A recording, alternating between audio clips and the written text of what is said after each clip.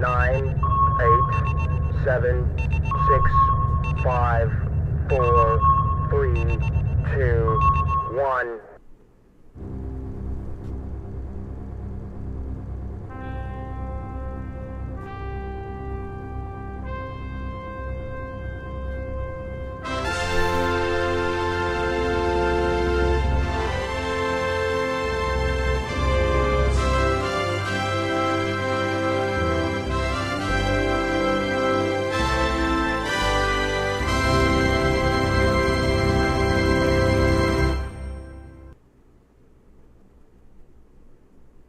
Good evening. Well, it's... Yeah, exactly. Facebook really crashed last week, so looks like we're good. Lola says everything's different. I don't know what that one is. Everything's always different for us. Well, but remember the missing host rule. Anything that goes wrong it's Pete's is fault. Pete's fault. That's right. So we're just, as long as we start there, yeah. I don't think we have a problem. He called me from Spain today, so I was like, thanks. How's he doing? How's that? He's having a great time. Well, that lucky guy. See, I wasn't gonna go there. I'm just like, hey, I have a show to do tonight. I don't know if you were aware. He's like, hey. I need to get this picture over to these people and this part. And we talked to. I just got off the phone with so and so, and we got to talk to this, and we got to do that. And like Pete, you know I'm at work, right? I got two jobs right now. That's the ISB and this. Although, you should have said, Pete, I only work when people are in the United States. That's right. Sorry. We're not the same are you speaking in foreign language? I can't help you. Does he even speak Spanish? I know he speaks Greek. So I don't know but how close that is. So I don't know how close that is, that but helps at all. I don't know. We got Google Translate nowadays, so what the heck, That's just true. tell it. That's true. Got everything. Well, all right. So it looks like we have George G is in the house. He's on YouTube. And George G. Hello, George. Erica is on, and she's got her fingers crossed that everything works fine. And thank you. Hello, Fleet. How are you all doing? Mediocre Modeler is on tonight. Well, that's not great. We just never know what's going to happen. That's right. I mean, look at him. He just popped right in. It's just unbelievable. Let's see here. He got a tan. Yep. Spain was really hot. So Erica and George, hey yo, George is on. Robert Baum, Bert, everybody. Looks like we got Rodder? Paul. Bert, Oliver Boomer. Yep. Hello, Bert. So we got everybody. Yeah, all the good people. So, anyways, welcome aboard. We are the 70s, 80s, 90s pop culture sci-fi broadcast. I got my Cylon shirt on tonight. Other side. There we go. There we go. Our pop culture sci-fi with our very grounded in the Battlestar Galactica 1978, but we do love everything else in the universes from the 70s, 80s, 90s, and even some of the cool stuff that's today. We get to see some of that tonight with Tiny Bean and her movie and TV review. So we'll get that. But we also have on board, we have Chris Fian. He's going to give us a Star Wars update.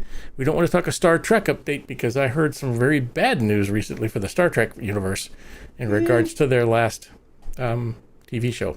Okay. So. Some could call it good, some could call it bad. I've seen memes. Yeah, I've seen memes. I seen mean too. Oh, right.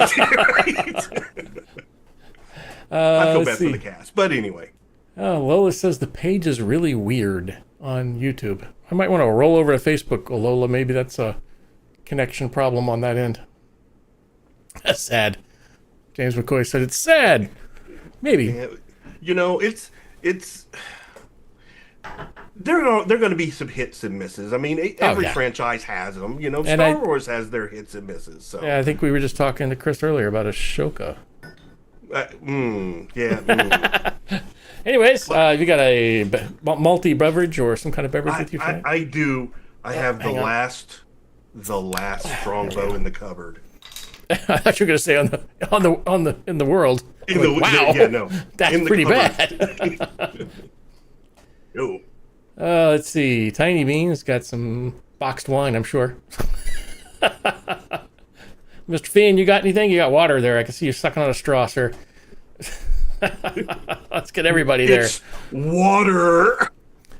It's vodka. That's right. It looks just like water. Tastes just like water, too. All right, let's see if I got everybody unmuted. And we will do a toast. So we always do a toast every week. Of course, we're here every week, by the way. If you haven't known that, we're here every Thursday at 8 o'clock. Even sometimes on Thanksgiving or something. Wife wouldn't let me do Thanksgiving, but we did do something for special for pre-Thanksgiving the day. So we did a Wednesday that day. But almost every Thursday we're here. I need Words, more man. alcohol. Words are hard. We are here every week, one way or another, at 8 o'clock, and we are appreciative of the fans, the people who are out there that do the things that they do, that create the new universes, the people who watch movies like Terra, or keep track of special universes, or do special things. And Chris, I got your pictures. We could pull those up tonight too. And that's just, it's so great to see people gather around an IP, or gather around an idea. And we love that about the fans. So we like to appreciate you, and we do a toast every week. And this is for you, the fans, because the fans fuel the fleet. Fans fuel the fleet. Cheers, guys. Oh my gosh, that's good. Interesting. Chocolate Pewter mugs stout. full of ice get really cold. Oh yes, they do. They sweat too. And I'll tell you the things that you glue to the outside, make sure you use really good glue, otherwise they will fall off after they sweat. Yeah, well, hey, Gorilla Glue. Gorilla Glue, that's some stuff right there. All right, so first up on the rotisserie here, we'll get Chris Fian up here with the Star Wars update. Let me get Chris all set up here, and he's on 2, I think. There we go. So, Chris, I'm going to give it to you, and tell us what the heck is going on in the Star Wars universe besides the upsetting news that there is not a Jar Jar Binks show. So I know, and you're going to be waiting till hell freezes over for that. there's a place. Thank God for that. Look at that! Oh, look! There we go! There we go! She's got Any it. second. Isn't that cute? Look at her. I like Jar Jar Binks. Go for it, Chris. Well, we're less than 2 months away now from The Mandalorian and Grogu. I am eager with anticipation, hoping that it lives up to the hype, lives up to the legacy of the series.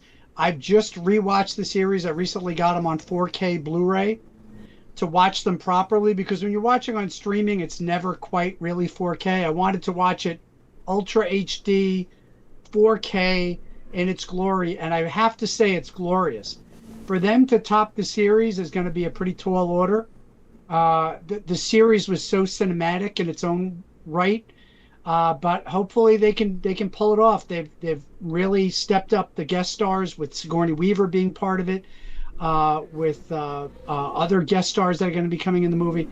I'm really hoping that it eclipses the show and becomes the next big, huge franchise in the Star Wars universe. That hasn't, regardless of the fact that it hasn't come out yet, it hasn't stopped them from marketing the heck out of it. There is a new trailer out for it that makes it look even more incredible than the first teaser trailer. There's already figures and toys and all sorts of things available that were announced at the New York Toy Fair earlier, about a month ago. And that stuff is starting to come out. There's some new Lego sets with the new Lego smart figures. They're like little LED lights and interactive features that you can incorporate into your Lego. So they're doing a big push for that. And they just announced their entire May the 4th lineup. Every year they try to make May the 4th a big event, and they release special products right around about a month before to coincide with the May the 4th event. And they have a new logo that features both they have one with the Mandalorian, one with Ahsoka, which gets me hopeful that maybe she'll make an appearance in the movie. And it's all, May the 4th be with you type merchandise. That's all going to start being available on April 4th in Disney stores, online, and at the Disney parks. So that's something for collectors out there and people who want to get in the spirit of May the 4th for 2026. Please check those out. That's all starting to come out. But very hopeful that the new movie is going to be fantastic, and we'll have to wait and see on May 22nd. There's also the other movie in production that just wrapped. That's going to be probably in post production for about a year, and that's Star Wars Starfighter with Ryan Gosling. That looks like it's going to be incredible. The early buzz on it from insiders is that it's a very strong story. It starts a whole new track for Star Wars with new characters. I'm really hopeful for that as well. I'm hoping that can take us in a different direction and something that everybody can enjoy in the Star Wars universe. There's also Darth Maul has a new series coming out called Maul Shadow Lord. The trailer's already available, and they just released this week a 1-minute clip of it, and that's being released on April 6th. And every week there'll be 2 episodes until the finale on May the 4th. So please try to check that out. It's an animated series that takes place right after the events of Phantom Menace, and it basically chronicles what happened to Darth Maul after those events and how he got the robotic legs and everything that we saw in Solo. It's going to be a very interesting animated series, a very dark animated series. From the trailer, it looks amazing. So I'm really hopeful that that'll be successful. Also, we know that Ahsoka season 2 is wrapped filming and they're in post production. They still have not released the date. I'm very hopeful that around May the 4th. Traditionally, May the 4th, they announce a lot of different big things that are coming out for Star Wars, and they finalize a lot of dates for different releases. I'm hoping that Ahsoka might make it in 2026. If not, it'll probably be early 2027. But I am eager to see Ahsoka season 2. I did enjoy the first season. I thought it meandered a little bit, but then really got going. And once it did, it didn't stop. And it had Admiral Thrawn in it, which I was very excited to see in live action.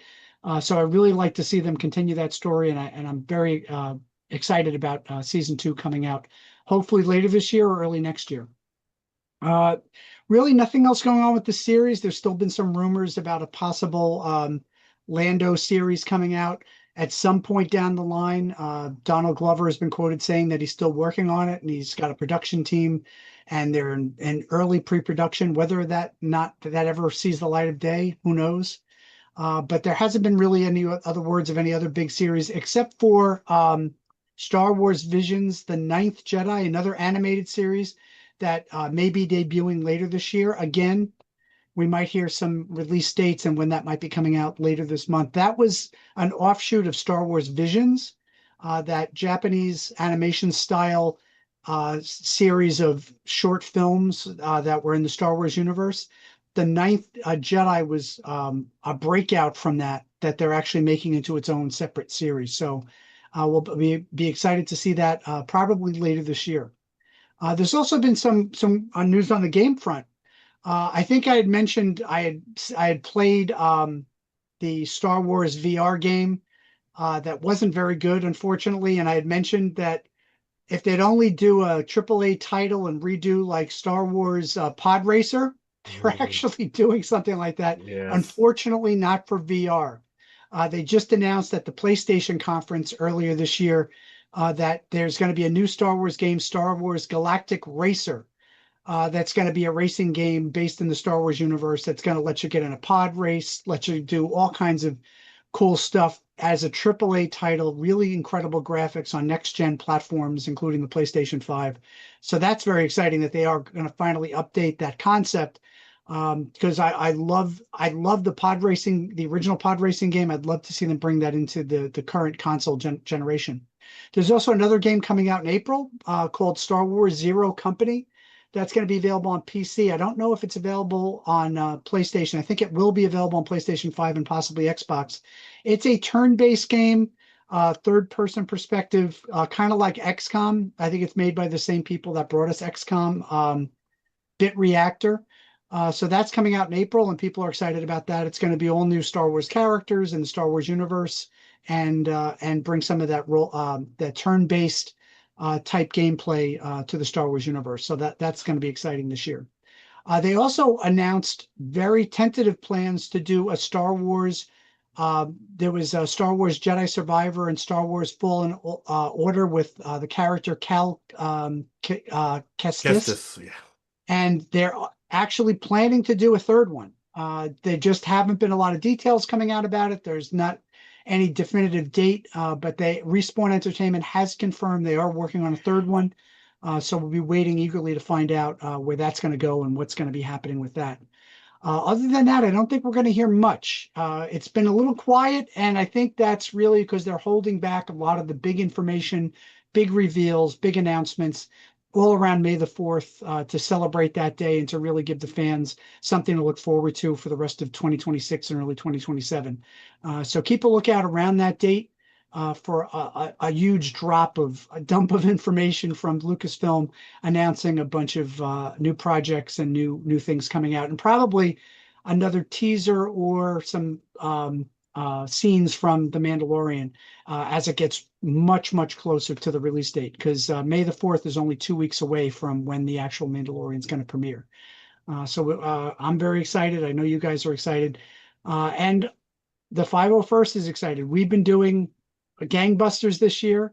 We've already done some incredible events, just to name a few. We've done some hospital visits.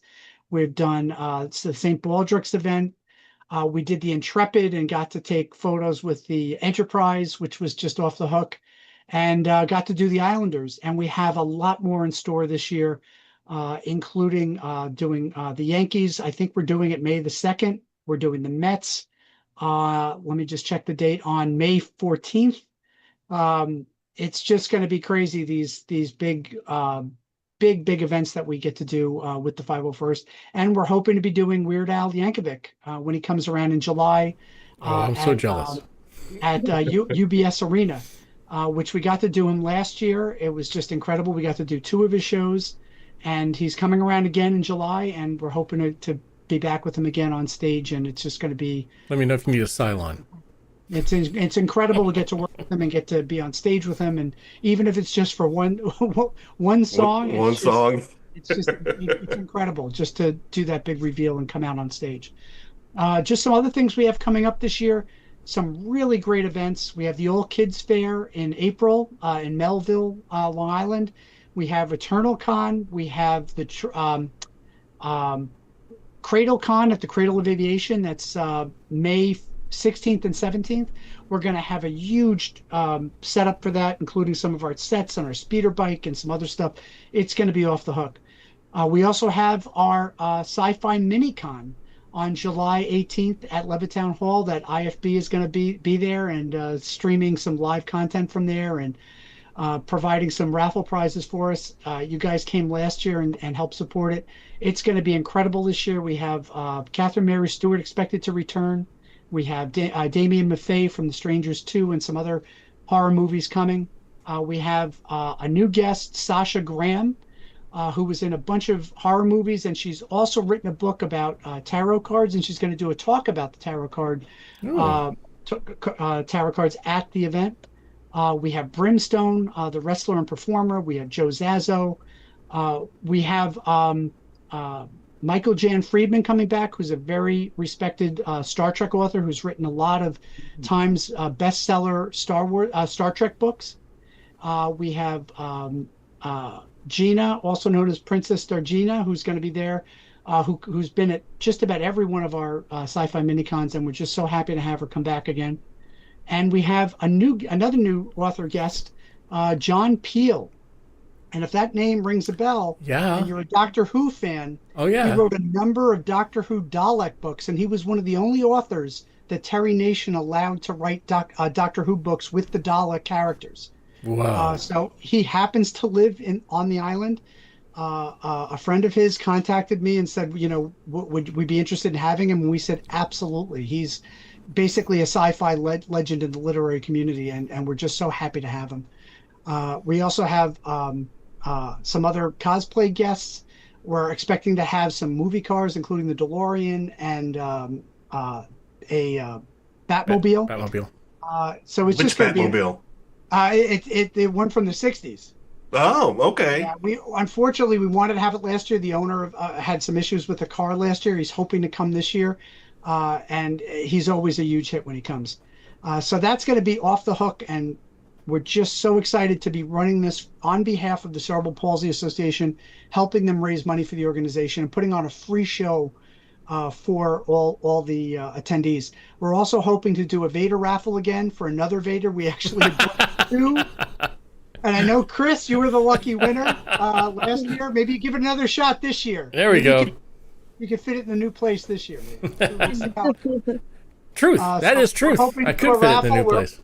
We're hoping to do the Vader raffle again this year, and generate some excitement leading up to it. We also have our TrooperCon that we're doing again in September 13th, also at Levittown Town Hall, and that's really a 501st centric convention. And our that's my birthday. Our commanding officer Justin Weiss is putting that on. It's his brainchild, and it was really a really fun event last year that really got some people involved. We actually got some members out of it because people came to see what we were about, came to see, our costumes on display, came to see the sets and hear us talk about it and answer questions about what the 501st is about, what we do, how you can get involved. And we're going to be doing that again as a recruitment effort and a Q&A, a live Q&A that you can come up and ask us any questions about our costumes and get to see some of us in our costumes. So that's going to be on September 13th. So please come out to support that as well. And we're doing another event for CP Nassau, the Sugar Plum Ball and Galactic Gala in December. That's always a great event for the kids. And a number of other conventions over the course of this year, including hopefully New York Comic Con again this year. We're also doing one other event for CP Nassau that's my brainchild. We're doing a Cars for a Cause car show at the Cradle of Aviation on August 22nd. And that's all to raise money for the Cerebral Palsy Association. It's a car show, but we're going to have the 501st come and do a brief appearance there for about 2 hours and take pictures with the cars. As the 501st, we have done other car shows on the island, and I kind of got the idea of why don't we do a car show for CP Nassau? So we're going to be doing that August 22nd. So it's another new event for us for this year. And if you're interested in anything that we're about, anything that we're doing, you can check us out on the national level at 501st.com, or you can check out our calendar in the New York area at 501ecg.com. There's an event calendar with everything we have coming up. And if you have an event that's for a nonprofit or for a charity that you'd like us to attend, and you're in the New York area, please reach out to us. There's a request button on our website that you can request an appearance. And if we have volunteers available and it's a date that works, we'll try to get some characters out there to help support your event. And thank you guys again for having us on and having us talk about what we're doing. And we always love to support what you're doing here at IFB. It's great having you on. What about the comedy night? Oh, also, yes, we have a fundraiser for the 501st itself, the Empire City Garrison. There are some operating costs that we do incur during the year, having to rent trailers to bring our sets to different places, having to buy promotional materials, having to do things of that nature. So we are having a comedy night fundraiser at Governor's Comedy Club on April 12th. Thank you for the reminder, Chris. I had sent you the flyer. This is open to the public. It's just a fun night out. Some of us will be there. We're going to have at least 75 to 100 of our members there. And it's all to support the 501st Legion's Empire City Garrison and have a fun night out with some comedy. One of our friends who's a comedian, who's also a Ghostbuster, who comes to our mini-con, Charlie Rivera, is hoping to be one of the comedians there. And a personal friend of mine, Marcus Monroe, who's a Subway comedian. And I say Subway comedian, he's a professional comedian who does comedy all around the country, but he kind of made a name for himself doing Subway comedy, going on the subway and recording little Instagram reels in costumes, doing kind of dad jokes in the subway and people just not laughing. And they're so cringeworthy and they're so funny that he just really was somebody I really respect and find very, very funny. I actually had reached out to him about a year ago because he had been asking about possibly doing a Star Wars one for May the 4th. And I messaged him and I said, hey, Marcus, if you need a Stormtrooper costume, I might be able to help you out. And he actually responded to me, came over my house. I suited him up in a Stormtrooper, and he did a stint on the subway as a Stormtrooper. And that one's off the hook. It got like 2 million views. I'm very happy for him that I was able to help him out. And he actually came to our mini-con. I don't know if you caught that, Chris. he was dressed as Marty McFly. Oh. In a costume I also provided for him, and did a bunch of jokes as Marty McFly. And I find him hilarious. He's just off the hook hilarious. Hopefully he'll be also attending our Stormtrooper night. So come out and support the Garrison. Come out and see some fun comedy and help support the group. And it's just a fun night out for everybody. It's great to have you on. I know you do so much work to get, you actually, it's like, hey, we want to know more about Star Wars, whatever. You put this all together every month, and we appreciate that quite a bit. It's, realize how hard to put something together is when you have a second, have another job and you have all this other stuff going on, and you're like, oh my gosh, I got to do this too. I'm always taking notes as I see something that interests me in Star Wars. I'm like, oh, I got to mention that on the thing next week.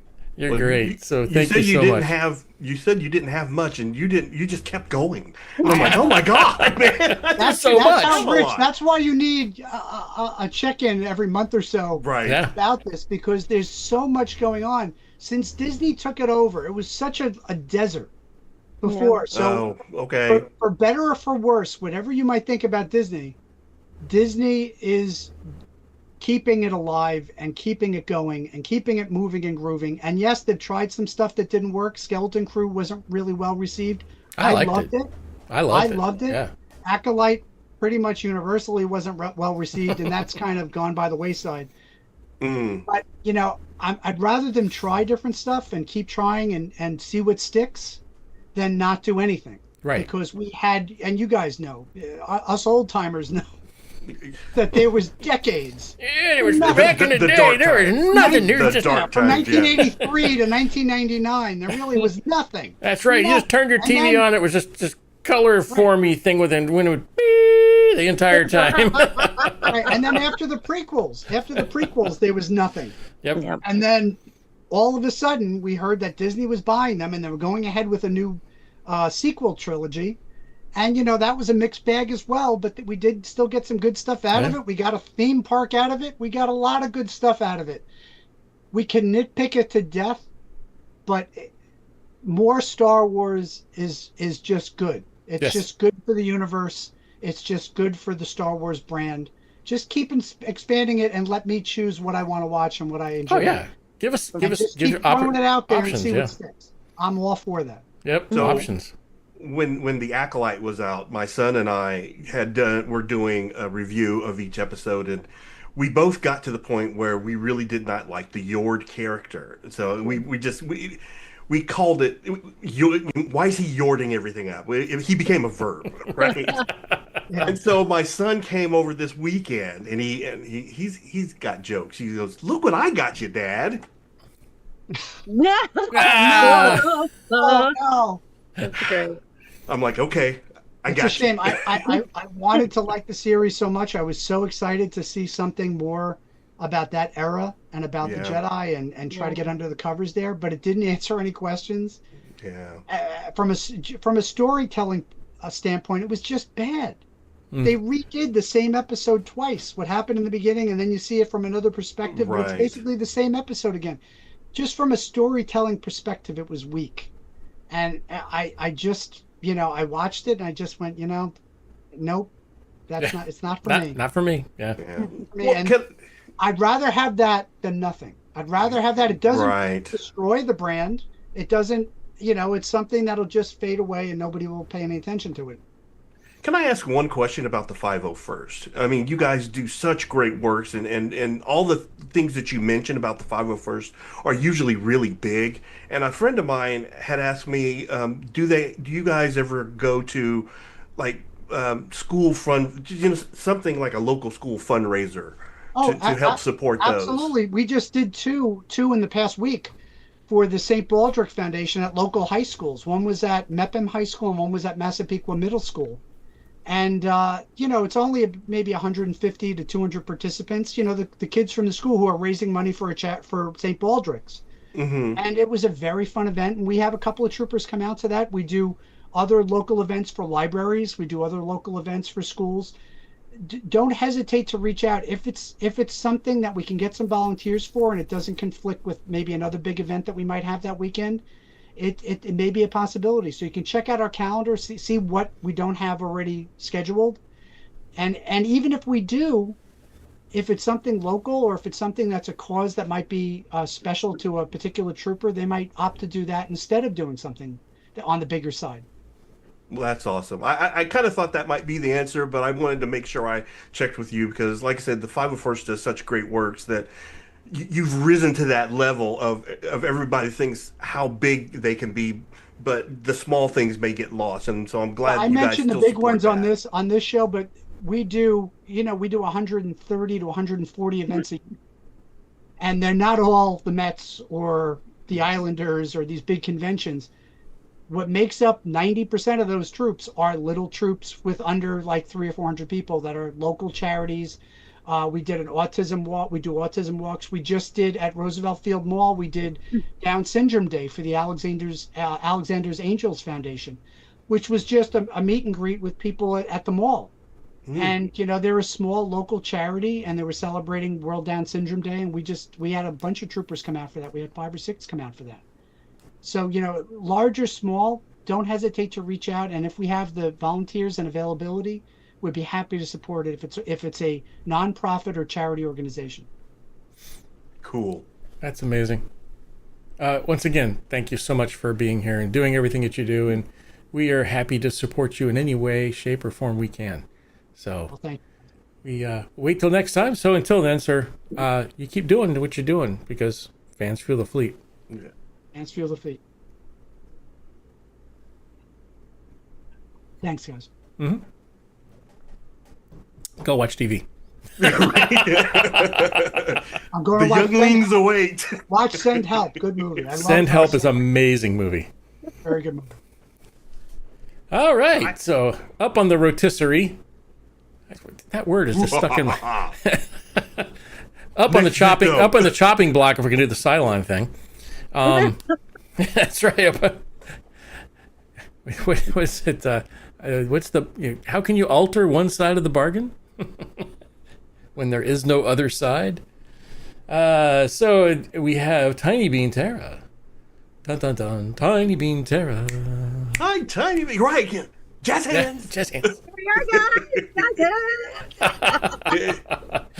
It's been a while since we've been on together. Yeah. You know what that calls for? What? A sing-along. All I want is a room somewhere. Go. Far away from the cold night air. All right. You got a musical theater girl here, bro. All right. Did you? I love it. Oh my god, I missed you. So I know the theater thing. I can't remember the name of the. So in the most recent Star Trek Academy, I think is what do they call it? Starfleet Academy. Yeah. Starfleet Academy. They actually referenced what is the name of the play? They actually read the play on that show. Oh. Yeah, it was the one where you enter darkness and the guy comes in and sets up one table and it turns at the end it's a ghost and they're writing I can't remember the name of the killing me. It's a great you gotta play. tell me if you think of it. It's a great play.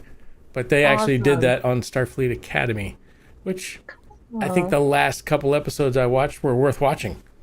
The other ones were 90210. Yeah. Star Trek doesn't come into its own until second season. All of them are that way. If you can make it through the first season, usually it's pretty solid. So it I think we're just a little bit harsh. I watched all of them, and my wife is not a big sci-fi fan, but she actually likes Starfleet Academy, and that's what they need. Okay. Yeah. Wow. So that was a first. She doesn't like the feet thing because it seems like the feet were everywhere. It was kind of weird. That part was weird, but the rest of it seemed okay. See, I don't know what that means, and that does not encourage me to watch it. Yeah. Tiny Bean and I both got you stereo, that one. Yeah. It was... Worked together for a long time. It was okay. It was just weird.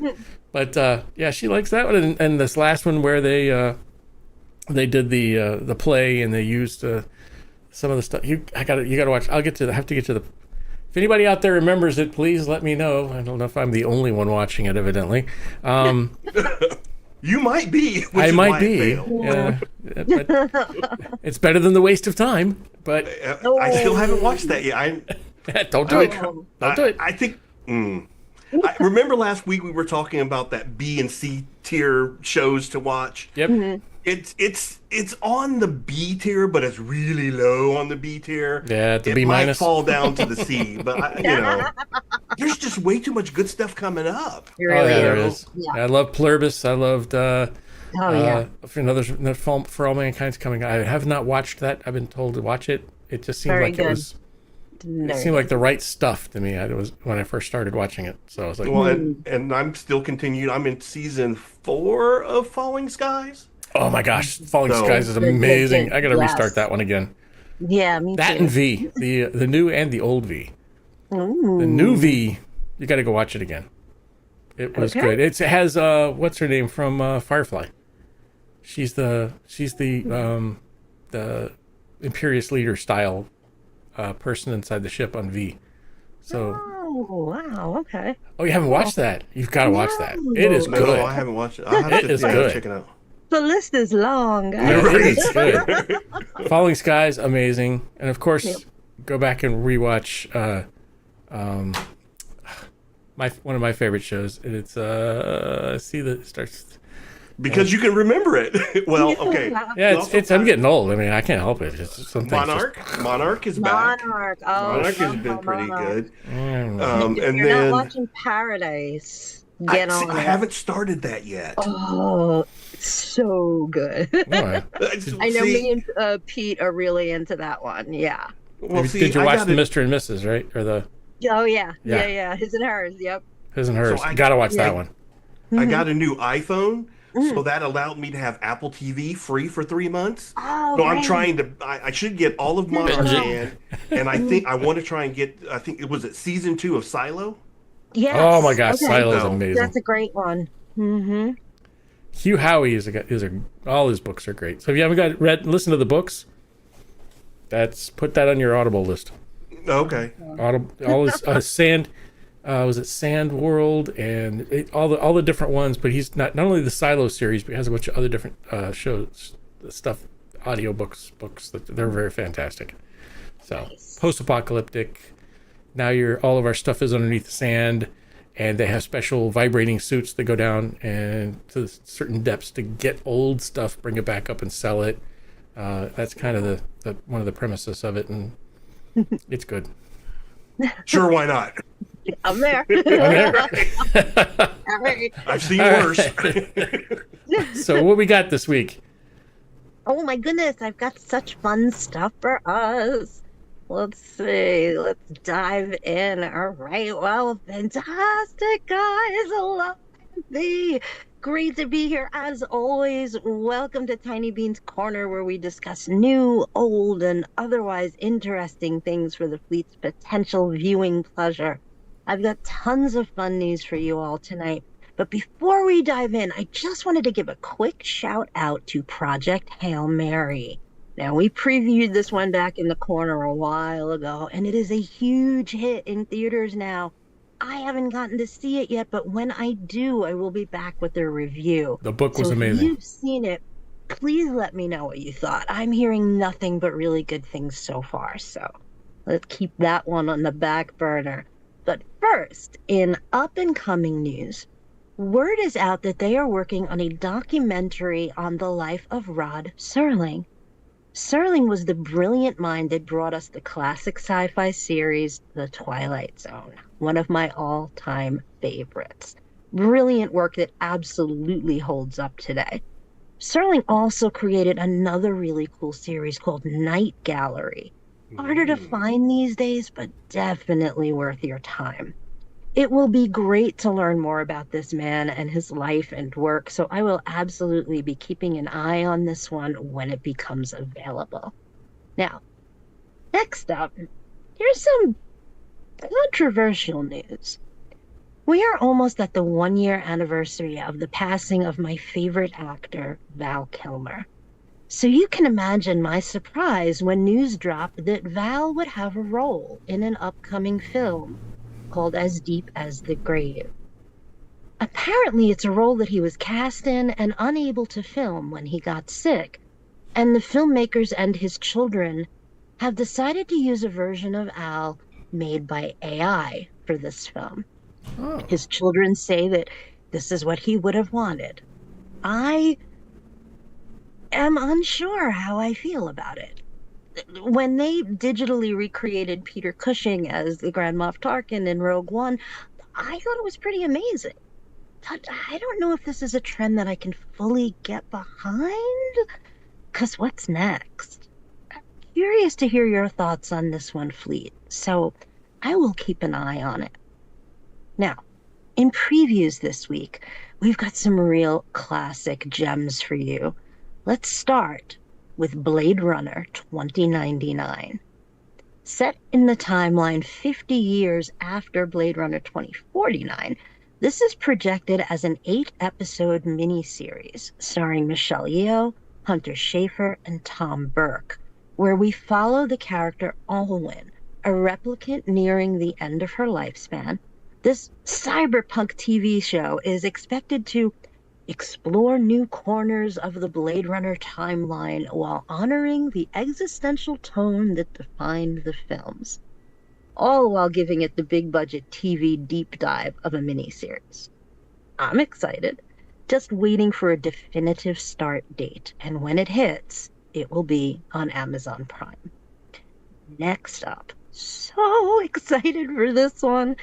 The success of AMC's Interview with the Vampire series, based on the beloved books from the late Anne Rice, has allowed them to finally bring to the screen for the first time the second book, and the best one in my mind, in that series, The Vampire Lestat.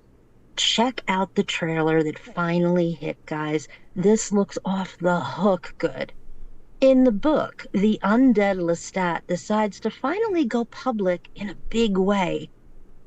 He becomes an 80s rock star. What could possibly go wrong?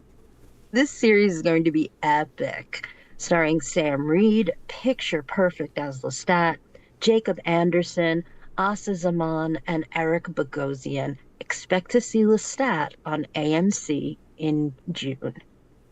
Last in upcoming projects, it's finally here, guys. The teaser trailer for Dune 3 just dropped, and I am loving it. Based on the Dune Messiah book, it takes place about 12 years after the last movie and is the final film in this Dune story arc. Timothée Chalamet is back as Paul, as is Zendaya, Jason Momoa, Rebecca Ferguson, and Florence Pugh, as well as introducing characters played by Robert Pattinson and Anya Taylor-Joy. Super excited. If it's as well done as the last two, we are in for a really good time. Dune 3 will hit theaters December 18th. Now, in reviews tonight, I have a couple of maybe divisive picks for you. I'll let the fleet decide where they land.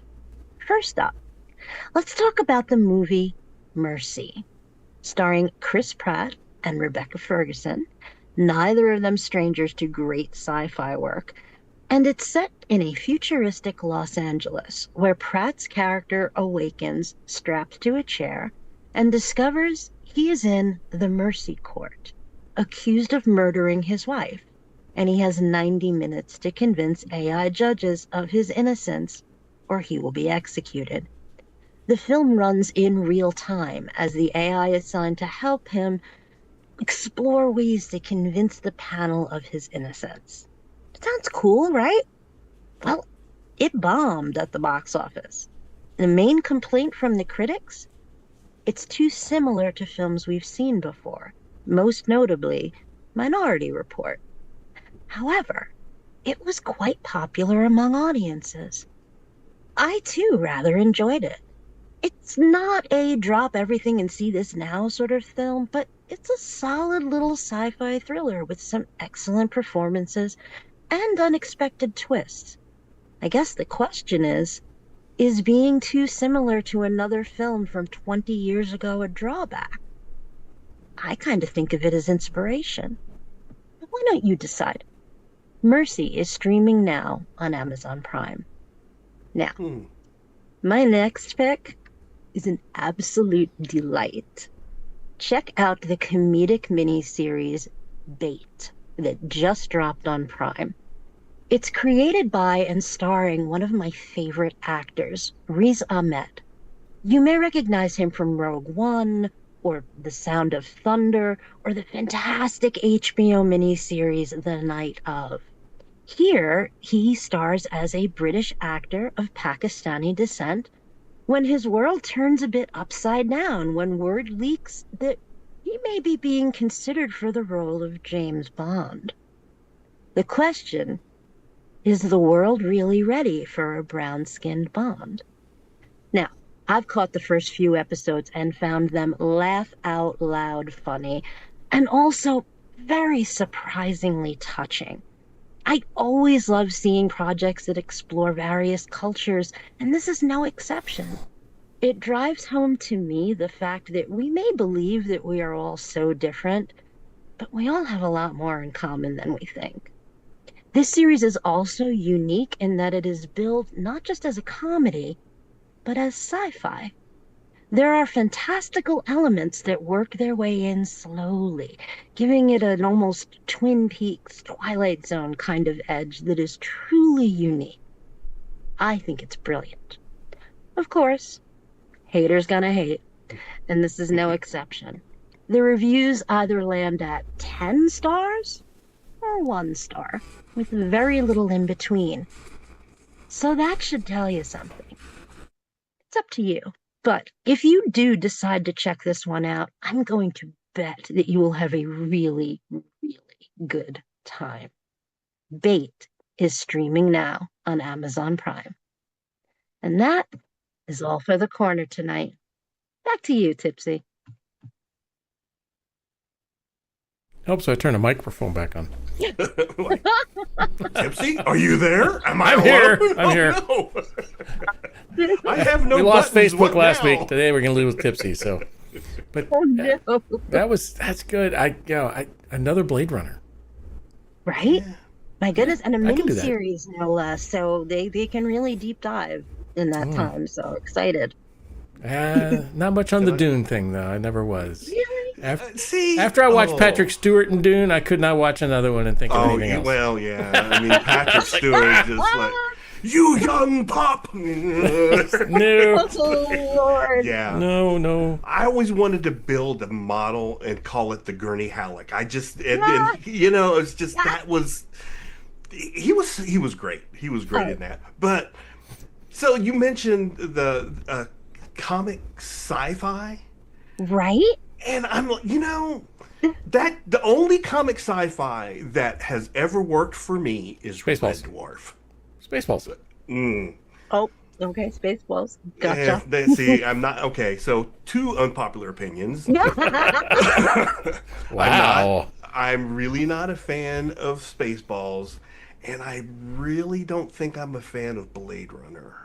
Oh, I So gotcha. I'd Okay, have to. okay. I don't know what to do with it. I don't talk about it a lot. Yeah.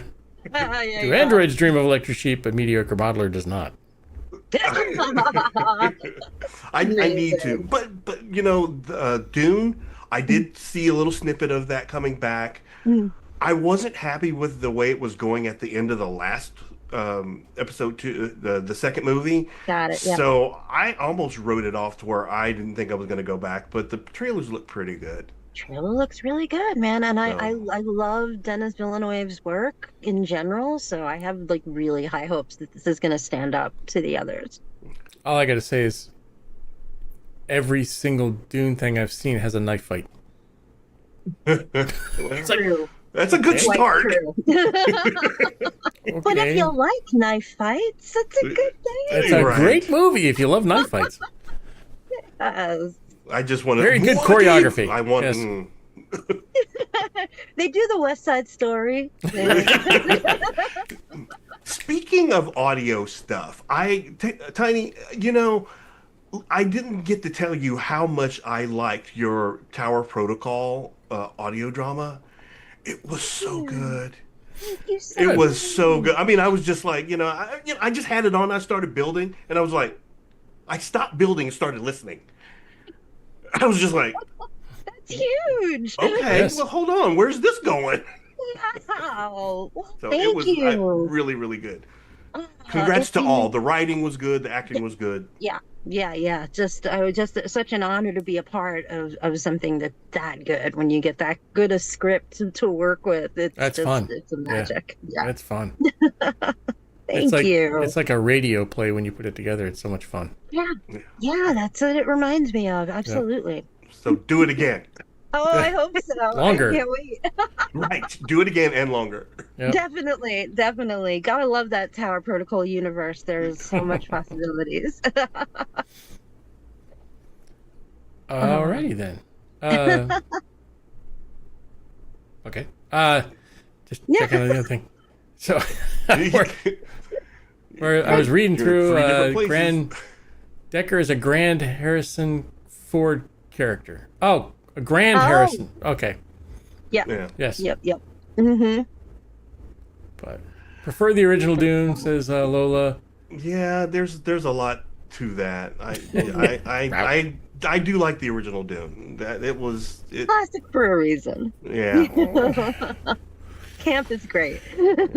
Yeah, well, there we go. That's why people like Battlestar Galactica still, 1978. Right. You know? Right. So everybody has. My grandmother used to always say, "There's different taste for different people. That's why there's 31 flavors of ice cream at Baskin and Robbins. If it was all the same, it would have all been vanilla, or it'd all be chocolate. Ugh, There'd be no. no other choices." Excellent. Very true, guys. Well, thank you so much. guys, You are amazing. For having me on. Oh, yes. Always good to see you, Tara. Thank you. I gotta catch well, a. cheers, everybody. Fans Cheers. fuel the fleet. Fans fuel the Fans fleet. We fuel the all fleet.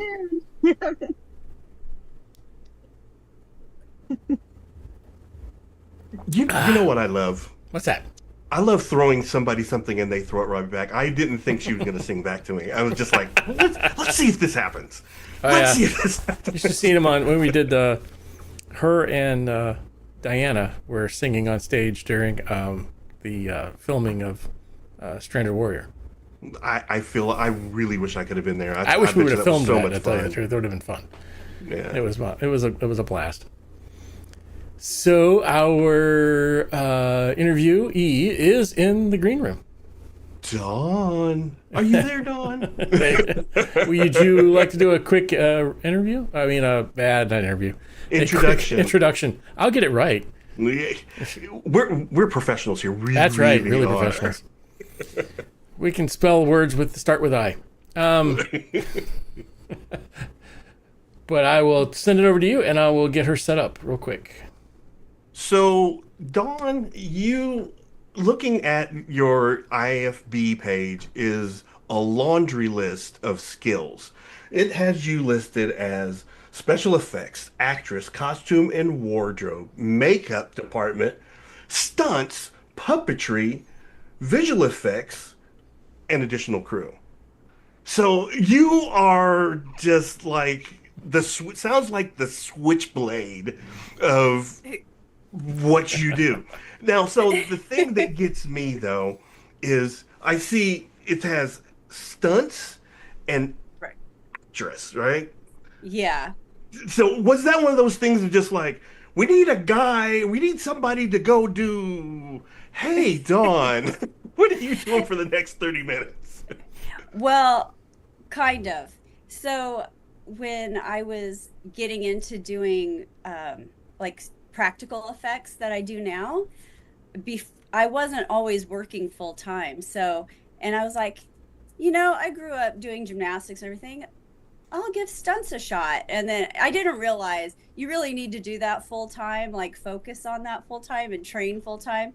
But I did get some jobs out of it because I'd go hustle people. Like before 9/11, you could show up on set and just talk to the stunt coordinators.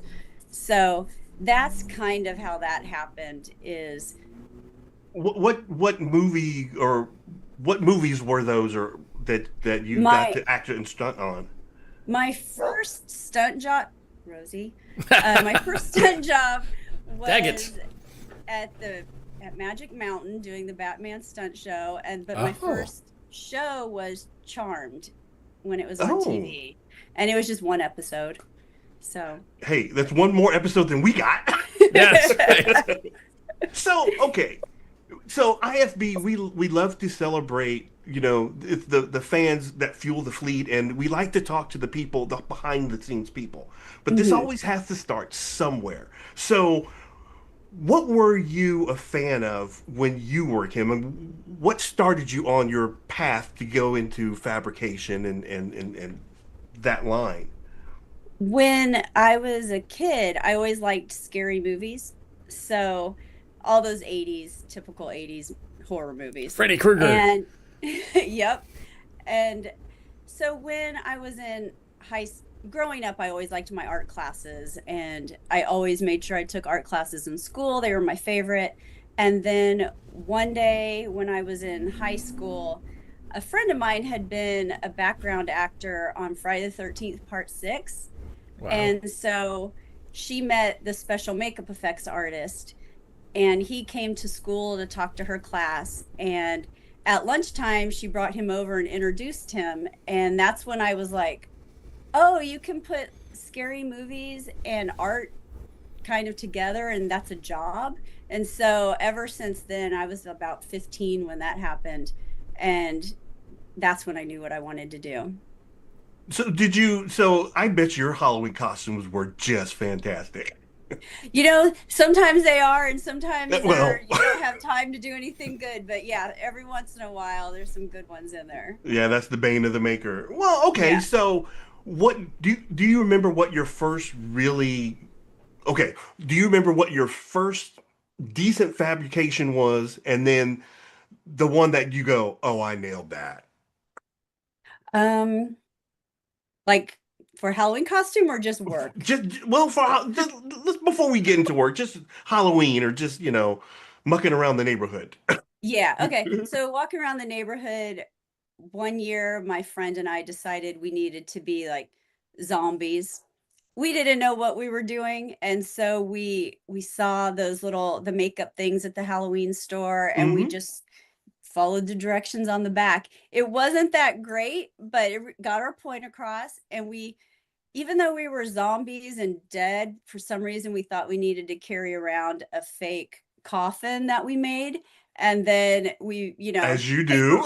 paper mache a head that was in there, and we had them looking dead like us. And that was fun. It wasn't great, but that really was like the first thing I did where I was like, okay, But was this it is, at least Halloween? I it mean, was Halloween. okay, good. Yes.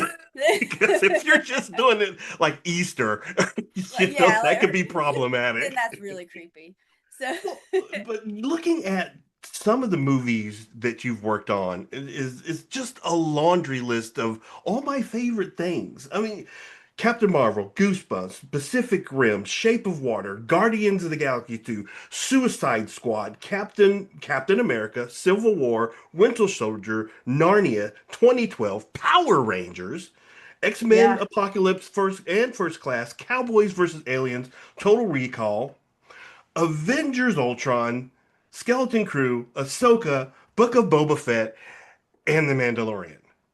You left out Yeah. the Muppets.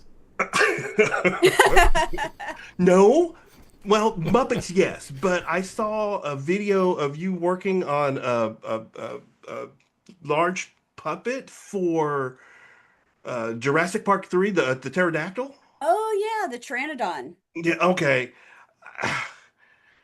What? That That was an impressive build. What did you do on that one? that was one of my first big jobs. And so I worked alongside a fabricator named Bill Bryan, and he'd been in the business for a while. And so I just he told me what to do, and I did whatever he said. And we made the wings for the Pteranodon. And he came up with this great technique where we kind of made this huge screen print, like a screen, and we screen printed with foam latex through there. And so it was a technique no one had done before, but he figured that out. And that's how we made his wings.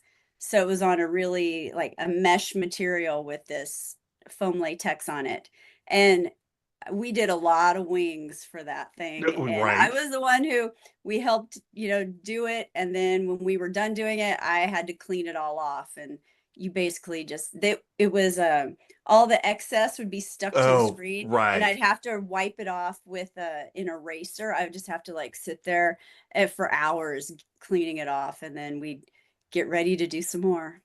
So, okay, in the work that you do, a lot of yours says Fabricator. So, but with Mhm. all the other different monikers, like all the other things that are also that you have, are their own specialties like puppetry or special effects. What is fabrication a different department?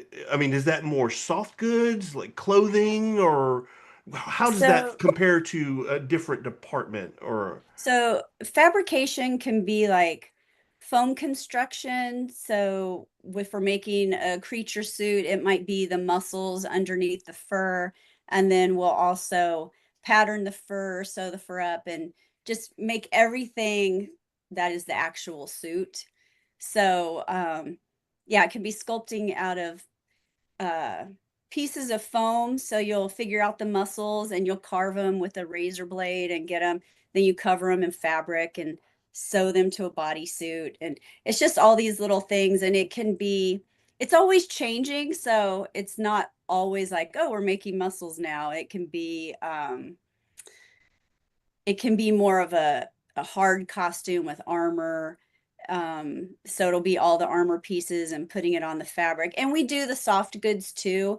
We have other people that are better at really tailoring stuff. I can do something that's going to be underneath and you just see parts of it, but I'm not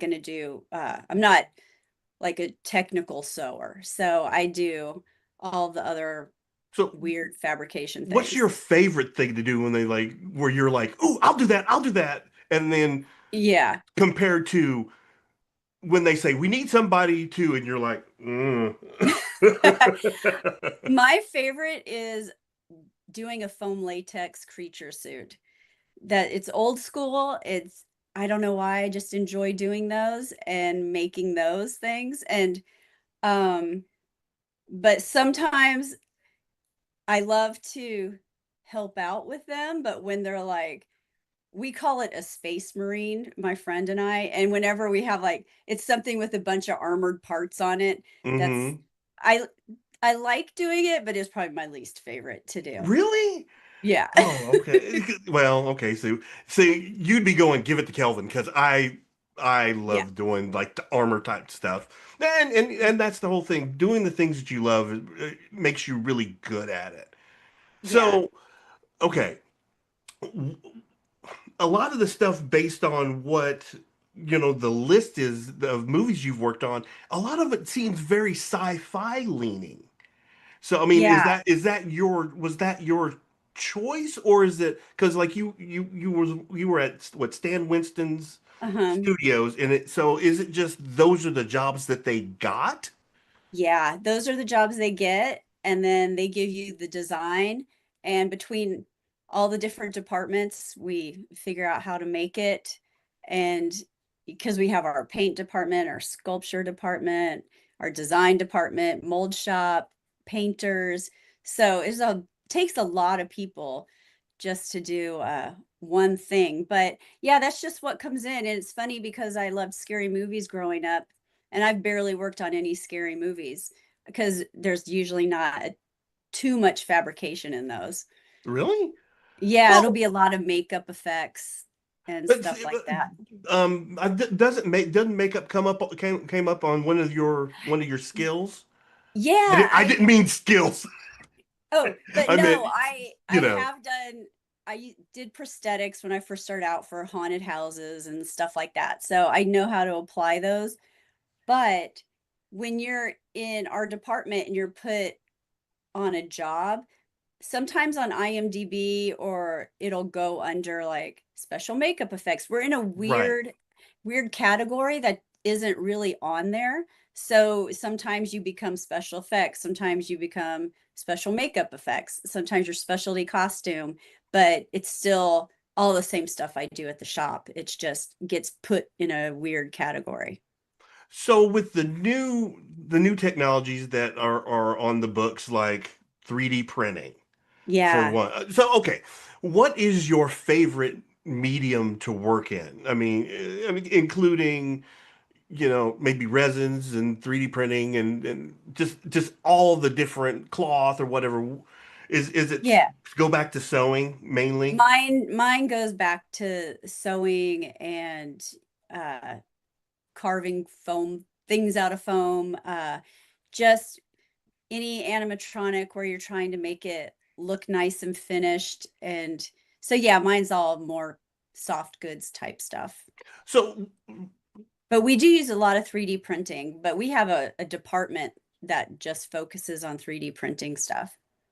do, do you ever get to design in it? Well, okay. When you talk about 3D printing, I'm thinking more like in the Fusion 360 as far as designing. Like I need a thing that does a thing, or I need a thing that's shaped Right. kind of like XYZ. Is that something that you get to actually design, or you just go tell someone else and then they go, okay, this is what I came up with. It needs to be bigger. It needs to be wider. It needs to be. Yeah, so it'll come through our design department first, and then if we like need a certain piece or we need it to be like a little different, we'll talk to them, and yeah, they do it, and then they send it over to the 3D printers and it gets printed. So I guess it's kind of hard to avoid AI and Yeah. digital effects now. I mean, so how how much has that really, because people like to say, oh, the digital effects, it ruins it, da da da da da, right? That's Right. usually everyone's in that camp. But I think makers are in the camp of, well, it's a tool like anything else, and it, Yep. it has its place. But you're in a situation where, I mean, this is your bread and butter, I mean, Yeah. fabricating things. So has that has that worked against you dramatically, or are you guys figuring out a way to incorporate it? Do you have a department for that now? Well, when CG first came around and was getting really good, we were like, oh gosh, we're all gonna lose our jobs. There's gonna be no work for us. And that never really happened. And Oh, instead, good. we started working with visual effects. And so sometimes part of something might be green so that they can do their visual effects over it, but we'll do the other part of it. Or sometimes we'll make just the shape that they need to have that so they know what space it takes up, and like if someone touches it, where they're going to touch it, so it's like they have a real thing there, but it's just like the shape of it. And so we just work together with them, and it's actually worked out pretty well. And same with AI, there's little things you can use it for that's actually really handy. So it's a tool, like you said. Yeah, time saver in some places for Yeah. sure.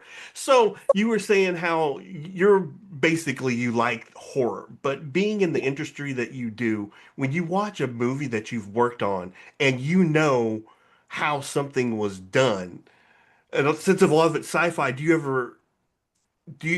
ever look at it and go, okay, does it take you out of the moment and go, oh well, yeah, because oh, we had so much trouble with that, and Yeah. do you feel like that not working on the horror stuff is kind of a blessing for you because you don't have those behind the scenes uh, uh, Yeah. insights?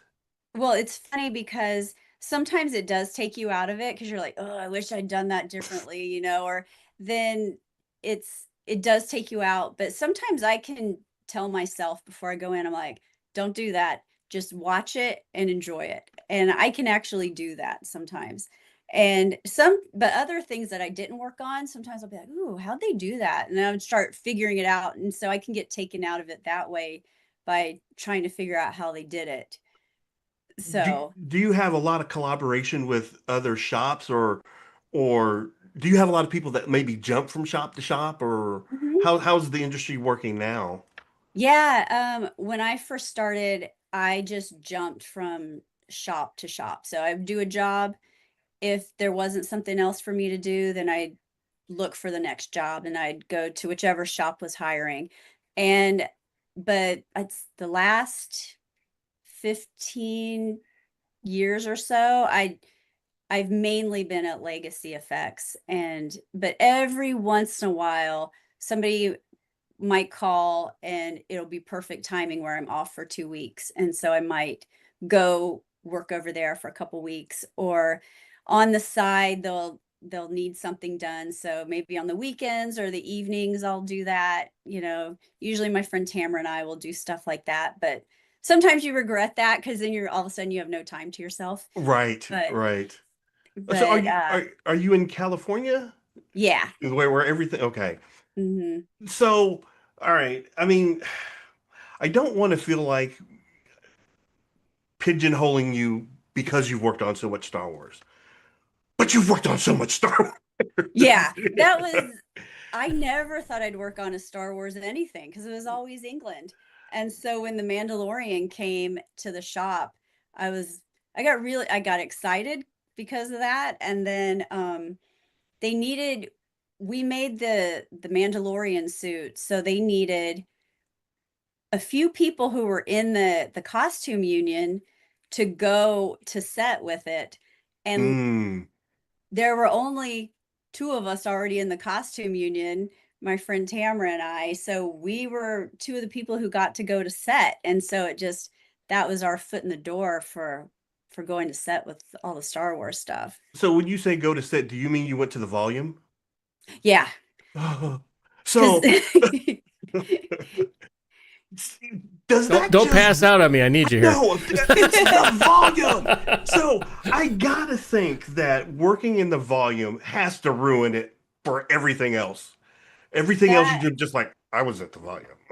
the first time I saw it, I was like, I kept hearing about it, and I was like, the volume, the volume. And I was like, oh, I can't wait to see this thing. And so you show up and you're like, oh my gosh, this is crazy. Like, because you felt like you were there. And then they still use props and set dressing too. So sometimes it's just kind of in the background, but like you just feel like you're there. I was blown away the first time I saw it.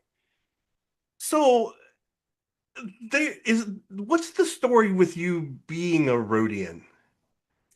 Oh, so sometimes when I've been at the different shops, I'm if I can handle wearing all the creature suit stuff. So a lot of times they'll do like fittings on me and then the real actor will wear it. But Okay. then if it was a creature, say it was they'd be like, "Hey, we have recommendations if you want to take them." Like sometimes they'll ask for recommendations, sometimes they won't. But if we could have me in the suit when we're at the shop making it, we can do fittings anytime we want. And you don't have to wait for somebody to come in like in a week and try it on. And so it's just much easier. But then I ended up being the right size for a lot of stuff, and so I kept getting creature suit work, which I ended up loving. And that's how I became a Rhodian. Was they were looking for somebody about my size, and luckily the coordinator at our shop was like, you know, Dawn at the shop does creature suit work. And so they let me send a reel of all my stuff. And so I had to audition for it, but Oh, I got it. okay. Yeah. Well, good. Congratulations. That's Yeah. awesome. So So, it do was you fun. do any cosplay, or is just your work enough? I just work in Halloween, but Okay. I love seeing all the cosplay, and I love talking to them and seeing how they make stuff because they have to be a little more original with how they make stuff. It's got to be affordable. You can't just get it from the shop and be like, we need this foam that's kind of expensive. So I love to see how they make stuff. Yeah, I mean, you can't get more affordable than foam. I mean, Oh, oh, we it's use some just expensive stuff. the thing that I don't like about using the foam. I watch a lot of foam smiths, out there, and like Bill Durant, and some Uh-huh. of the stuff he can do with foam is just amazing. And I'm like, Yeah. oh, I can't get mine to look like that. And you just like, how did you do that? Oh yeah. Do And you teach I've any used them. classes? I taught a couple of classes on the Stan Winston School.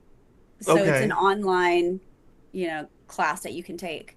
So they have different people come in and just do an online class in all kinds of aspects of special effects.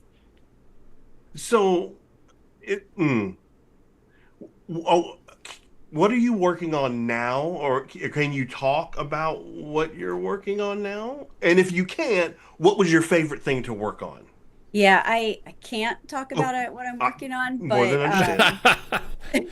Come on. Hey, you know what? With your laundry list, I don't care. I know it's good. It's going to be good. Yeah. Just like, but yes. the my favorite thing I've ever worked on is ugh, it's hard because working on Jurassic Park 3 was fun because I feel like that might have been one of the last times that big dinosaurs were practical. And, Mm. usually it's going to be like part of it and then the rest CG, but we made these big giant dinosaurs. So that was fun. And Chronicles of Narnia, just making all those minotaurs and minibores and all, it was just really fun. And on the first one, we had practical legs for all the minotaurs to wear. And then once we went to the second and the third one, we were just doing green pants with orange Mm. dots on it for CG. But it was more comfortable for the actors. So that's one of those collaborations with special effects. You're like, okay, I get it. Do you have you kept anything for yourself? There's something that was just like it was going to go south, or in the movie it got just destroyed, and just like, you know what? I'm keeping that. I'm going to take that. Do you have a favorite thing? We're not really supposed to do that, but Oh, well, I do okay. I did not I ask that did I question. did ask on one of the Narnias, they had these lanterns in the trees Oh, and yeah. I asked the AD, I was like, "Do you think they would let me have one of those?" And so I asked, and so this is okay to have. And he got them for me. It's like, oh, they're right here. So Oh, it's wow. these. There they Oh. are. And I keep meaning to like actually make them light up, but I haven't. What are those made of? It's just like a resin Huh. because they're not as strong as they look. Well, they look So metal, that's for sure. yeah, Right. Yeah, nothing we build ever is. yeah. So You're walking around like, don't bump into me. yeah. So, I mean, are you in your crafting room? Yes. So, are you working on anything personally for you? Because I see, was that in the corner, who was the other corner? The- That one, the horror, Friday the 13th. Oh, Jason. Yeah. So See, I don't do horror. I'm sorry. that's okay. It's not for everybody. That was a gift from a guy that I worked with. His daughters needed some alterations on their dance costumes, and they weren't just like they were cool costumes. But anyway, I had to just do adjustments to them, and so because I did that, he gave me a Friday the 13th head that he had made because he is super talented. Yeah, that's just freaky looking at. Yeah, I forgot he was back there. And somebody else made me a Freddy Krueger glove, and Oh, okay. that's pretty cool. So, can I ask about the puppeting? And do you do a lot of the puppet? The thing that got me on the Jurassic Park thing, looking at the actor in the suit, it's like he was like or they. Yeah, I don't know if it was a he, she. I don't know. it They were was kind of Mark hunched in yellow. over, and the position of their head was at this odd angle. Oh And yeah, then you had the other person behind them working like the mouth or whatever. yeah. I, I just like, how did you guys even come up with that setup? I mean, I know, like when Mark was in that suit, so he basically had like sticks, almost like arm braces. extensions, yeah. Yeah, I don't know why I couldn't think of the word. Or he had arm extensions, and so he had to lay it, put all his weight on there. And yeah, he had to arch like that to, and then somebody else is with the remote control doing the mouth. And we do a lot of weird stuff like that. So sometimes when we puppeteer, it'll be on a radio, so it'll be, maybe the eyes, the mouth, body of a little puppet or something. And then other times it'll be rod puppeted. So, you'll do the arms and the feet, with rods. Do you have any projects that you wanted to work on, or like in the future that you just like, Dream job. if Yeah. they, yeah, dream, if they ever did this, I hope they hire Oh, me. I, if they ever did like another ET, I would love to work on that. Ooh. Or if Mm. they did, I wish I'd gotten to work on Harry Potter. Ah, that That It is. would, yeah. They've got some major cool things that they have in the costuming and everything else. Oh yeah, everything in that is really cool. So I saw they were doing an HBO special. They're like retelling the story, and I'm like, why? What are you going to tell me that I don't already know about that first movie? I'm like, yeah, I'm okay. curious to see if they're gonna change it at all, or if it's just to get a new generation. Yep. You know, who knows? Do you feel like what? Do you ever feel like that the corporate part? What's the corporate grind part of it for you that you're just like, let me just work. Yeah, there sometimes you're like you have an idea of how you want to do something or how you want it to look. You're like, oh, it's a great idea, but then they're like, nope, there's no money for that, and you're like, but that would be so cool if we could do this, Right. and it's always like, nope, nope, or sometimes they're very picky about stuff that they'll get stuck on, and you're like, oh, you have to keep doing one part of it over and over until they're happy. So that can be a little bit, you Yeah. know. So, Tipsy, I don't want to You're monopolize the good. whole. You're doing great. I was just, what's the, and I always hate to ask this one. So what was the worst set experience and your best set experience? Or, I mean, I know you don't go on set a lot probably, but you do a lot of things behind that. But if you ever got to go on set, or the best actor or director or somebody that you worked with, what are some of those experiences you had, and how'd they affect you? Did you like they discourage you, or did they make it, hey, I understood what they wanted, or I think for that, my favorite is the Star Wars stuff we've done. Whenever Jon Favreau or Dave Filoni direct, you know what they want. They let you play around a little bit, but they tell you exactly what they want. You understand why. They give you a reason or a oh, story cool. behind it. So you're like, oh, I see why he's doing this. And so you'll know how to act accordingly or puppeteer because they give you like a little backstory. And so those are the best ones, I have to say. So Most can challenging you? one? Yeah, most challenging. Yeah. Um, Challenging only because it was really hard work was underwater. I ended up really liking the film, and ended up having a good time on set, but it was really hard because we had to finish the suits while we were out there, and the suits had to be durable in water as well as not in the water. So any glues you use, like once they're in water for too long, they just start coming apart. So you had to come up with materials that weren't going to deteriorate, glues that wouldn't deteriorate, ways to fasten everything. And so the suits ended up being pretty heavy. And so it was really hard on the actors. And we did our best to keep them comfortable. But so it was just hard. What movie was this? Was this The Shape of Water? No, underwater. No, it was underwater. Underwater? Mm-hmm. I don't think I know that one. Yeah. No? We shot that in New Orleans. It was also hot. Well. There you go. Here's. That might bring it up for you, Phil. Kristen Stewart was in it. Oh, okay. See, just that little bit. I'm like, see, I'm gonna have to watch it now. Yeah. That's enough going. Okay, I'm in.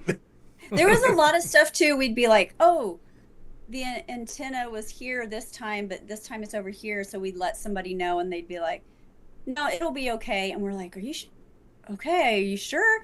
And then in the editing, like whatever they did, they knew that it was going to work. And I didn't notice any of it in the film, which I was like, okay. So what, okay. On the Marvel side, the like Captain America or Winter Soldier, what kind of things did you get to work on there? Winter Soldier, like his silver arm. Oh wow. It's like, wow, we're talking to the person who made the arm. So yeah, because I'm going, okay, there's no way. I'm going to ask this question. No, yes. I worked on the arm. Like, that's so cool. Yeah, it's foam latex, but it is got this silver paint job. And so they had to do a lot of tests just to make sure the paint wouldn't peel and it would last, especially being on something flexible.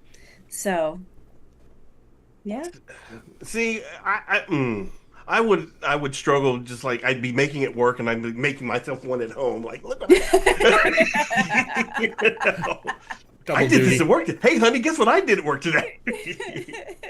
You have worked on some fantastic things. I mean, I don't know what else to ask. I would ask you. So you've done so much, and you're so talented. There are other people out there that may want to do something similar to yours, or become a fabricator, or things like that. What advice do you have for them in regards to becoming? Is there schooling? Is there special art programs, or is there something that you would recommend that help fuel their passion? I definitely, especially if you're in another state, the Stan Winston school is great because you can learn mechanics, you can learn painting. It's like a subscription, and you can get all these classes and do it at your own pace. And out here in Burbank is the makeup designery, so they teach a lot of this stuff. A lot of my friends went to the Art Institute in Pittsburgh growing up, so I'm assuming it's still open, but you get a lot of just do stuff on your own, build stuff, take pictures of it, so that when you do finally start a YouTube channel. Yeah, exactly. You have something to show that, okay, maybe I don't know everything, but you could teach me and I could get better, or I could do this, because you learn a lot on the job too. It's just trial and error. There are a lot of industries now where you don't have a lot of influx of new people coming in. Is that industry the same? Are you guys suffering from not enough new people coming in and learning the trade? We still have newer people coming in. I feel like there was a little bit where we had a lot more coming in, and I think that's when Face Off was on TV. So we got a bigger influx. But there's still people coming in, and you can't take too many new people at once anyway, because our deadlines are so fast sometimes that it's hard to really teach somebody. So it's nice if you have a longer project where you can teach them, how to do some stuff. Yeah, I just have this vision of you working just like, dude, you suck. Move. I got to get this done. No, Sorry, no, chef. like, Sorry, chef. You know what? Go over there and peel eggs. Do that. You can do that. Go get me lunch. if anything, Right. if anything, I'd let him do it, and I'd be like, I think we might have to redo this, and Yeah, you just just like- you just fix it after. We're working late tonight. Thanks you to just this fix it guy. Yeah. yourself. But don't tell him. Most people are pretty good. Yeah. Well, man, this Just has ask been a lot of fantastic. questions. Yeah. You know, just- I like you had made the comments that you just have to figure it out in the one video. You just have to figure out, and there's no right way to do it. You might have a Nope. way, and I that's what I like about makers. A lot of makers have this very open, broad Mhm. mindset of, okay, yeah, that worked for you, but I get the same result doing this way, and you Yeah. know, as long as at the end of the day it gets done. And Yeah. don't be afraid to try new things. Exactly. Can I ask you this though? I Yeah. know when I've heard other people say when they're working on a project, the whole time just like you're like, oh God, I'm just really messing this up. Do you ever get beyond that imposter syndrome, or is it just like I'm on the clock, we got to get this done, let's go? No, sometimes you're like, oh boy, this isn't going out. Okay, well, I can always redo it, or I could do this to fix it maybe. Or that's when you collaborate with the people around you and you go, hey, I'm having an issue with this. Do you have an idea of how to do this or fix this? So we all just kind of help each other out Man, too. I love So that. that's nice. So How you're big is never your by shop? yourself. How many people are in Oh, your God. group that are In doing? Right now, our department's pretty big. There's about 10 of us. And Oh. sometimes there could, there have been times where there's been one of us, and then maybe a week or two later, another person comes in, and then there's like 3 or 5 of us. But right now, we've got a big group of like 10 fabricators. Okay. Do you Yeah.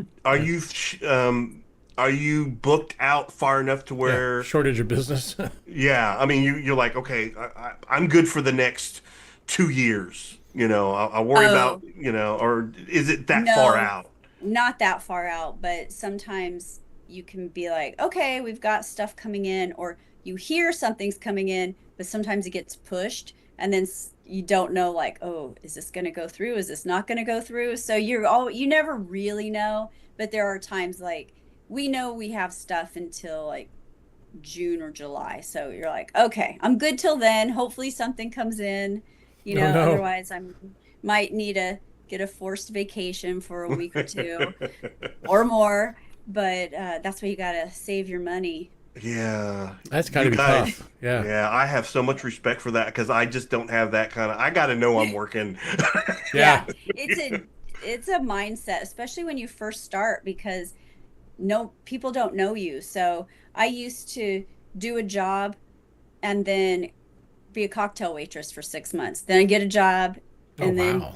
do a temp job for a few months. And then eventually I got to where, okay, they're frequent enough. I don't have to get another job. But if it goes too much longer, I will have to. And then now I work, pretty Right. steady. So at what movie point do you feel like you got it to where like I'm gonna be okay? I don't need to hi, may I help you anymore? Yeah, I think that, oh gosh, what was it? That was probably after Red Planet. I worked on Red Planet years ago. There was like all these Mars movies coming out. And I think that was the time where I was like, okay, I don't think I have to do this again. Ah. Yeah. So, and then they called me to fill in one day. Go, can you help us out tonight? And I did. And I was like, oh my gosh, I didn't mind this when I did it, but now I'm like, oh, I hope I don't have to do this again. It was just like, like not what I want to do. Well, this has just been absolutely fantastic. fantastic. Yeah, 9 times out of 10, they're usually talking about writers and background people, things that I find interesting. But I'm just like, Fabricator, my wheelhouse. Let's Okay. go. Let's go. And it takes so What's many, your favorite cosplay that you Right? made? Okay, I've made two. The last one that I did that I really enjoyed, that I feel like I nailed it. I did Moff Gideon. So Ooh. that's the I don't know if you can see it there. That I did his chest plate. hang Oh, on, yeah. let me pull you up. I'll pull you It's up bigger size here. Yeah, to There we the go. bigger side. There we go. Oh yeah. Well, you can't. Well, hold on. I can see it a little bit. Whoop. Disconnect. I could see, yeah. Oh, that's good. Now I can hear you. Yeah. So. Oh, that's great. See, that Yeah, looks so good. I mean, I ended up going and redesigning the buttons and everything, but this is all, it was part filament printed, and then the other part is resin and put all together. And when I wear this, I'm like, nailed it. Oh, nice. Yeah, that looks great. And then the other one I really do that I did was what I like about the Mandalorians is you can put your flair Yeah. on the Mandalorian. I mean, just everyone doing, well, I'm going to do Boba Fett. You know, when it first started, everybody just did that. But Yeah. when the movement started happening and people started doing their own colors, and it's just Yeah. like that's when it just really took off. And that's where you talk all the different materials, like your foams or there are just so many different directions you can go Oh, yeah. with it. So, and that's kind of why I was asking you if you did any kind of, you could teach a cosplay. Well, you don't like the armor. Never mind. You could do the werewolf. We could do. Well, we're usually doing urethane armor at work. It's usually made out of urethane, so it can be hit, but it's flexible. But so you have to use this really stinky toxic glue well, on that stuff. Is weapons and stuff a whole different department? That's a whole different department. You don't get to do any of that. You know, we do some weapons at our place, but it's usually the model shop that does that. And then a lot of times the prop guys on the show do the weapons. Yeah, makes sense. Yeah. Wow. So, is there anything that you would like to talk about that you're doing? Yeah, you got upcoming appearances. You got a book. Yeah. You got anything like that? Do you do cons that you appear at? Or? I'm going to a con tomorrow, but just doing a panel, and it's at WonderCon in Anaheim. Oh, okay. And so I'll go there after I have to leave work a little early for that tomorrow. And then in August, I'm doing a Bunta Eve thing outside of Dallas. Oh, And, okay. I think it's like 30 minutes outside Dallas. I forgot the name of starts with an F. I forgot the name of the city. But doing that, one of my highlights that I never thought I'd get to do or go to was we had Grogu at the Oscars. And so we had to dress up to blend in with the crowd. So that was very fun. Oh, wow. And so, because he was in a seat for a little segment. Oh, I think I saw that. Yeah. And so we got to we had to stay in our little hidey hole for a part of it. And then we did our thing. And then we just walked around. We people watched. Right. And it was fun. You are living a charmed life, ma'am. I'm very, very amazing. lucky. I can't believe how lucky I've been at work. And yeah, I can't believe it. Well, that's fantastic. That is, I wish I could shadow you. What are we doing now? I'll go get the coats. Yeah, do something fun. I'll get the lunch. Okay.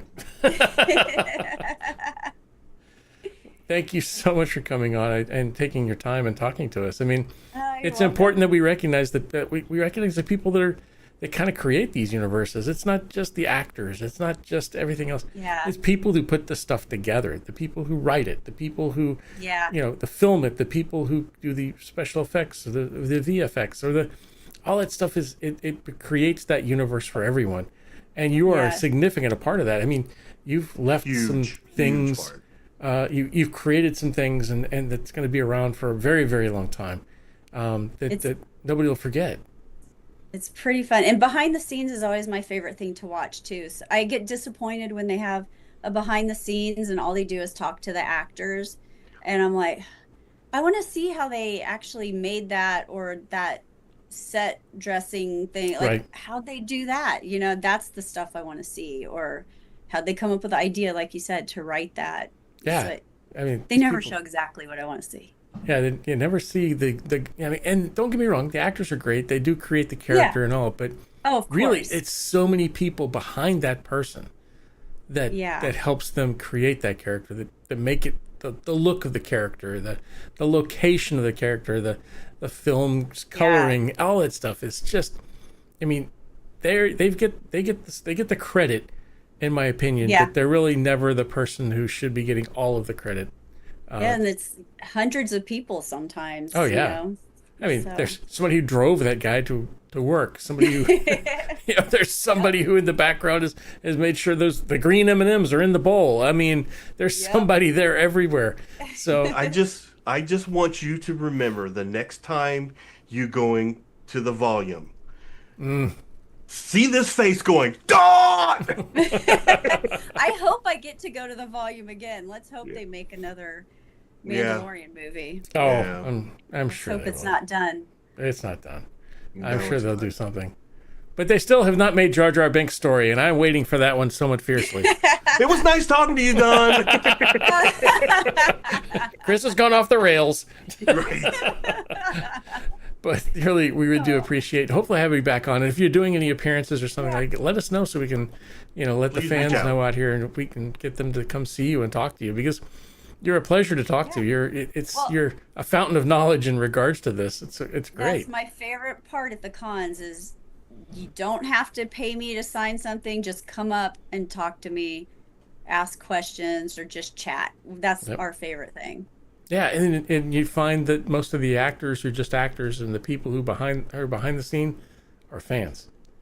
Yeah. Those are the ones that are really the fans. The actors usually like, I was looking to make money. It was a job. Yeah. You talk to a lot of actors, and most of the fans know a lot more about the movie than the actor did. Oh, yeah. And Jon Favreau said, have you done any cons yet? And I go, well, I finally did one. And he was like, he goes, the people who seek you out because of the Rhodians and stuff, he goes, those are the really, really true big fans. If they're seeking you out, they're... And I was like, oh, I know. I go, they're the best. But give us a yell the next time, and we definitely want to have you on. And I really, really do appreciate you coming here. And it's because people like you, they help fuel the fleet. So here's to you. Thank you. Thank you so much. Yep. Oh, I got mine. You got yours? Yeah. Look at that vodka. Wow, look at all that. I know, right? You're not supposed to cheers with water, but... That's a lot of vodka, lady. I'm telling you there. I know, right? The tears of your enemies, you're just like, But here's to you. Thank you so much. Take care. Thanks. Bye. Bye. What I didn't get to tell her is, how much she looks like Deering, Buck Rogers. Aaron Gray. Aaron Gray. Oh, I like Aaron Gray. Yeah, okay. Yes. Do you do yoga too? Yeah. I could. She came the one year that I didn't go to Wonderfest. Yep. She was there. She was there. Are you serious? Yeah. Oh. So she goes to Dragon Con every year, and they do Tai Chi. Oh, really? Oh, Tai Chi. Yeah. Okay. I thought it was She does yoga, Tai Chi at Dragon Con. So every year. I want to go to Dragon Con. Oh yeah, that is the fan con, no doubt about it. It's fan run. It's not corporate like San Diego Comic Con. It's all a nice. fan-run con. I want to. I might have an opportunity to go to San Diego Comic-Con. So that's on my bucket list. That's on my bucket list to get to San Diego. Well, if you go, let me know because I'll show up and say hi. Oh, cool. Okay. Yeah. We'll take you up on that. Remember you said that. I know. It's fun. It's crazy because it's so packed, but it is interesting to do, so. Yep, but you look a whole lot like Aaron Gray. Aaron Gray. You could be the stunt double or the double. Big compliment. Yeah. Tipsy, I think we just found a way to remake Buck Rogers. There we go. Except to have to really be able to act. I can act in a creature suit. I just can't act in real life. Hey, Aaron, Wilma Deering can be an alien. Yeah, there we go. Okay. We're rewriting it. Hey, we can make it whatever we want. Twiggy's actually a dog. He's not even a robot. See? So. Off the rails again. That's Off it. the rails again. So easy. All right. Thank you so much for being here. We'll let you go now. Thank you. Take care. Fun. All right. Bye. Bye. Bye. Scenes that we don't, nobody gets to talk to, or nobody even knows. Most people don't know their names. You have to look them up on IMDb to find them. And, where they, who are they? What have they done? And you start looking at the list of things that she has done. You're like, yes, wow. That list was just amazing. And Yep. I've seen with her, and a lot of people that, and I can see where that could kind of get exhausting. We're just like, I've done more than, Star Wars. But you just really have to be a switchblade to do that kind of work. It's just like whatever comes in. I need a thing that does this, and it looks like this, and it needs to be this big. Yeah. Okay. No problem. Hang on. Let me go to Walmart. When do you need it? Yeah. How long Go to do I Walmart. have? Go to Walmart. I'll get that right for you. They sell that there in the file 7. Yeah. Oh. You were freezing a little bit, going a little bit robotic there on me. Oh yes, you were freezing too a minute ago. So maybe you were just. You know what? We made it through all the important stuff. That's it. We can freeze up now if you want to. Right. Yeah. Just it can go south now. But yeah. So by the way, don't forget everybody. We have the book is out in digital, and it'll be coming out in paperback soon. But if you haven't got your copy, I will post a link for the digital version of the IFB compendium that has all of our broadcasts in there from year 1 to year now. So, and all the stuff that we've done in there, and you can look up, who we've interviewed and some of the questions we asked them.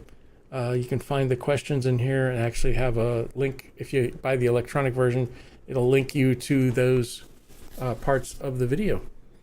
So how long before the hard copy is going to be out? Or we're 6 months or so, or we don't know? No, okay. It'll be much faster. It's ready to go now, but will it be ready by Dragon Con? Oh, definitely, yeah. I could push the button. I could push the button and have it on sale now. Well, I was thinking, if you guys were going to have a panel. Now the other book we're working on will definitely probably be done before Dragon Con, and that's the trivia book. Yep. Yeah. So the trivia book will be there pretty soon. And here is a link if you're interested in buying the book. It just came out today. We have sold 6 copies, which is great. Woohoo! I'm okay with that, to tell you the truth, because that wasn't the idea behind the book. The idea behind the book wasn't like, I'm going to make millions. The idea behind the book was to get the information into the hands of the fans, hands of the people that have been with us for so many years, and just to document the 5 years of broadcasts we've had. Man, so, that's means a lot. I mean, that. Let me get the hardback out. It even makes it it look even more. I think I want to wait for the hardback. I think this one's messed up because it's got Pete's name cut off. That's why it says you buy proofs that say not for sale, because you have to look at them and make sure they look okay. But look at that.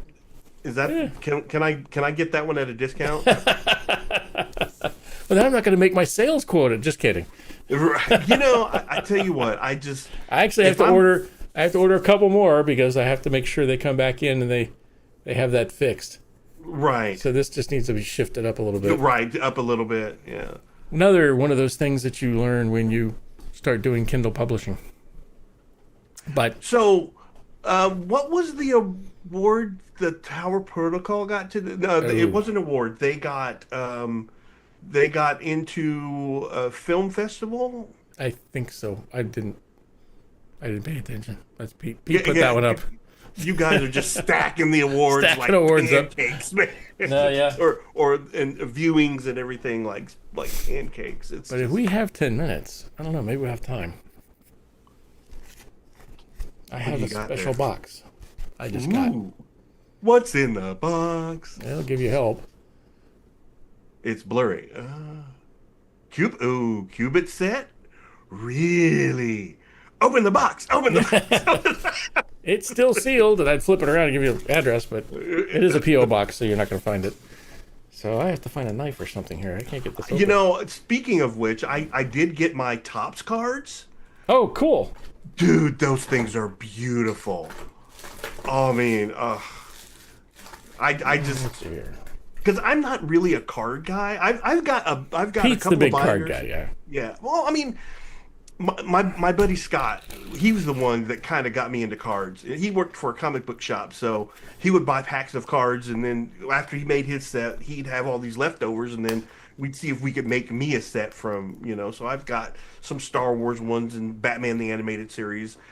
And so this card thing never really took off with me, but those cards, since there are only like a handful of them, they just stand out in as part of the collection. Oh, they just look so good. So cool.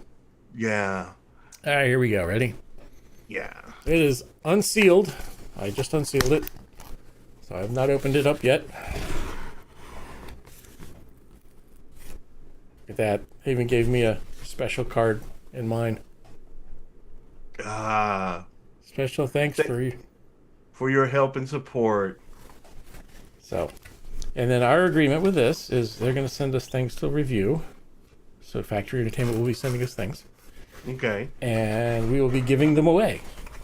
Oh, okay. We will not be That's keeping awesome. these. Yeah, we will not be keeping these. Pete and I agreed to that. It wasn't what they told us to do, but Pete and I are like, we've got so much crap.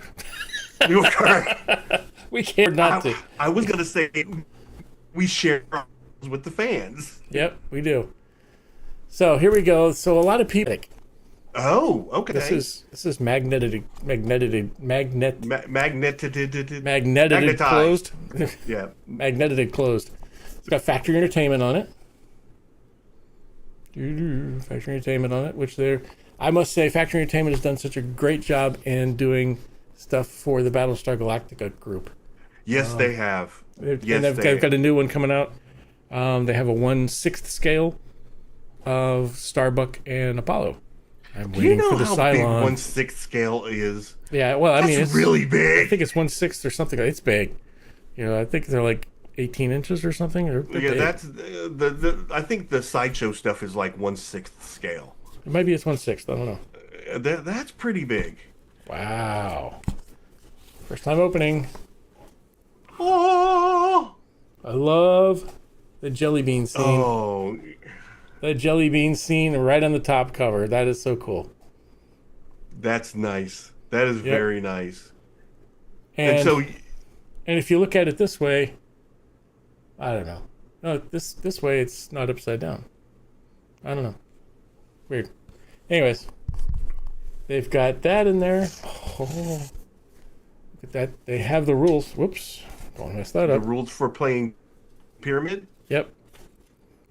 And looks like there was a printer error, and number 11 cubic card was inadvertently omitted from the deck, so they actually included it separately. So they have a little card here that says, "Hey, we screwed up, but we've made it right." But we have the card, Beautiful. edition number, certificate we of know how many- authenticity. Do we know how many they're going to make? I have no clue. I'll have to find out, though. So that's pretty cool. Yes, it is. And then, this is really cool. Look at the metal. Man, those look so good. Oh yeah. So is it just the 6 or are they double stacked? I think it's just the 6. Well, don't Nope, tear they're it double up. stacked. Oh man. Oh, they sound good. Just that clink clink. That's freaking metal. The ones I've got are 3D printed. Yep, they're double stacked. They have the there we go. And then we have the Wow, that's nice. I don't think I've ever seen those. Yeah, these are nice. Because I think the 3D printed ones I've seen are kind of thick. Yeah, these are. They're a little bit. It seems like you couldn't 3D print that. Well, you could like in resin. You have to resin it. Yeah, you don't think you could 3D print it. But it wouldn't have the same. I've seen 3D printed ones, and they're thicker. Yeah, the resin. Wow, these are amazing. Yeah, look at the Glenn Larson things on them. So we got the. So E and the what L. about the cards? Is it good? Is it card stock? Actual card stock? I don't know. It's fine. Oh well. I'm asking way too many. Oh no, you're fine. So here's the replacement cards that were underneath that were missing. Oh, okay. I can open those up for sure. Yeah, just open those. Wow, they're very vibrant. Oh my God, they are real cards. Yeah, they would have to be. You know what? They Factory are real Entertainment. If they do cards. it, they do it right. These are.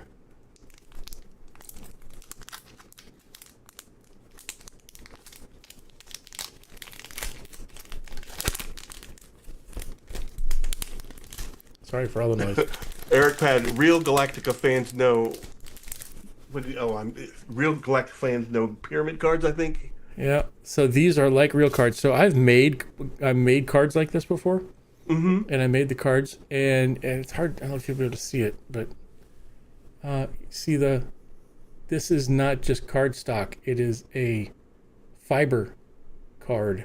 Oh, okay. Like it looks like real they're photo. vertical lines. Yep, real cards. Okay. That They're like you know real. what? I'd be happy with just the backs. Those backs look good. Yeah, and look how sharp the graphics are. Yeah, Back it come up. on. Yeah, there you go. Graphics are super sharp. The colors are really vibrant. This doesn't actually. So that's an 11. Is that what that is? Yeah, I think so. So So these are the 11s. There's the black. Look how bright, vibrant that is. So was the other one a different color? Yeah. The other you got 11? the 11 green, 11 red, and 11 brown. Oh, and see, black. I didn't realize that there were 3 different colors. Yeah. Yeah, that's your different colors of the. We were supposed to teach how to play this at one point in time, at one of the cons, but we never made it there. Okay. See, I guess I've always seen just Green, brown. cheap knockoffs. Yeah. So all the ones I've ever seen, they've all been black. I didn't know that there were different colors. Oh yeah. And there's one of the pyramids.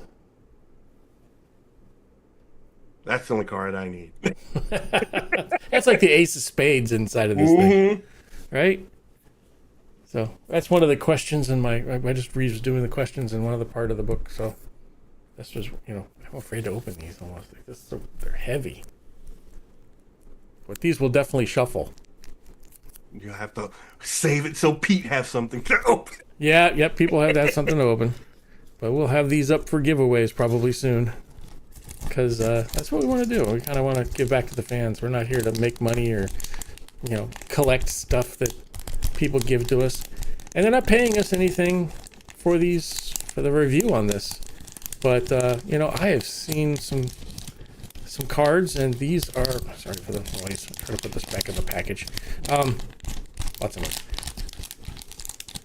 I think they blew it out of the park on this one. It's not. Yeah, I don't know what the price is on it. I forgot to look. Somebody can look it up. I real quick. have not seen anything that they've done that was This is heavy. less than stellar. Yeah. I mean, from the packaging to everything is just, unfortunately, and I don't own anything from them yet, but I need to get on top of that. So you got a package of 12 qubits too. 12 colonies, 12 qubits. Yes. Oh, that makes sense. Yeah. That is cool. I love the idea that they've got the card game rules. How to play Pyramid. I would not want to actually play Pyramid. Like if we both had a deck and that we were playing. I would like to make sure that my qubits stayed. The qubits that I got in my box stayed with me. Oh, yeah. Get all mixed There'd be a fan fight going on pretty quick. Yes. I have a little Sharpie like, hey. Yeah. But that is cool. They did a really good job on the box and everything. Good job, guys. Yeah, really. Thanks for... Keep it coming. Keep it coming. Keep doing the thing. I'm still trying to get them to make a full-size Lucifer head. Did they, that'd be a chore. Did they ever release another thing on the figures of the, the next set of figures? Have we seen anything Not else? yet. I've been asking them to, I did ask them to give us some information in regards to what, who's ahead on that poll. So can you? No, that's right. Can you give us the information on the poll? Who's ahead? I know we did our own poll of the figures that they didn't list. Right. But it would be fun to see who's winning on that poll. It better be the Imperious Leader. Anyway, yeah. Imperious Leader has got to be there, and of course, it's got to be Countedly. You know, and I think the way these sets work well is you have to have that balance of the good guys and the bad guys. Yes, and I think they did a really good job in the first work wave. If you just do one side or the other. Yep. So they did. So they did a pretty good wave. That they should make one of these. If you need one of these. Right. I don't That's know. cool. That one's special. That one's special. That's right. It's signed. That's right. This was special because I had it done where it was not the square one on the show that was flat. On the show it was flat. This one actually is rounded. So we were looking at one logo that was on the Cylon chest. Yeah, the chest, the single logo. It's one. It's there's only one Cylon, and it's only on there one time. It's shown only once in the whole movie, and that's the supposed to be Garrison Commander. Okay. That's the logo underneath on the thing, which looks like something that came off a piece of furniture, probably. Right. But yeah, there's a logo that goes right here, and it's a good size. So send me some measurements. Screenshots? No, I think I've got the screenshots. I just need to know how big it's supposed to be, and then maybe we can maybe work on that. Yeah. Yeah, that'd be cool because it has that, and then it has a little chest piece that went in between the chest pieces of it too. So, plus I did get news that my new Cylon will be here week after next. Oh, okay. How long have you been waiting on that? Is this the gold Cylon? So you have to redo the audio file. Then you got to drop it. You got the pitch. See, I'm getting all excited. Yep. So I asked them if they'd come on. So hopefully I can get the Crop Circle to come on and we do an unboxing of that thing because the box on that is it's a good size box. So that would be awesome. It's the boots. Look forward to it. It's the boots. It's the uniform. It's the helmet. It's the shoes. I said boots already. It's the sword. It's the belt. It's the butt curtain. It's everything. I don't have an asbestos butt curtain like Mandalorian does, but yeah, well, you know, gotta keep that ass from catching on fire. I can get you one. The asbestos butt curtain. So we're excited about that. We're excited about a couple of, like I said, we're excited about the upcoming Comic-Con at Shore Leave. Shore Leave's coming up. Jack's going to be there virtually. We're sponsoring Jack virtually, so he'll be there virtually. And then, of course, the Lorette I think Lorette canceled out. I can't remember. Were you guys was it going to be broadcast at all? Or are you going to...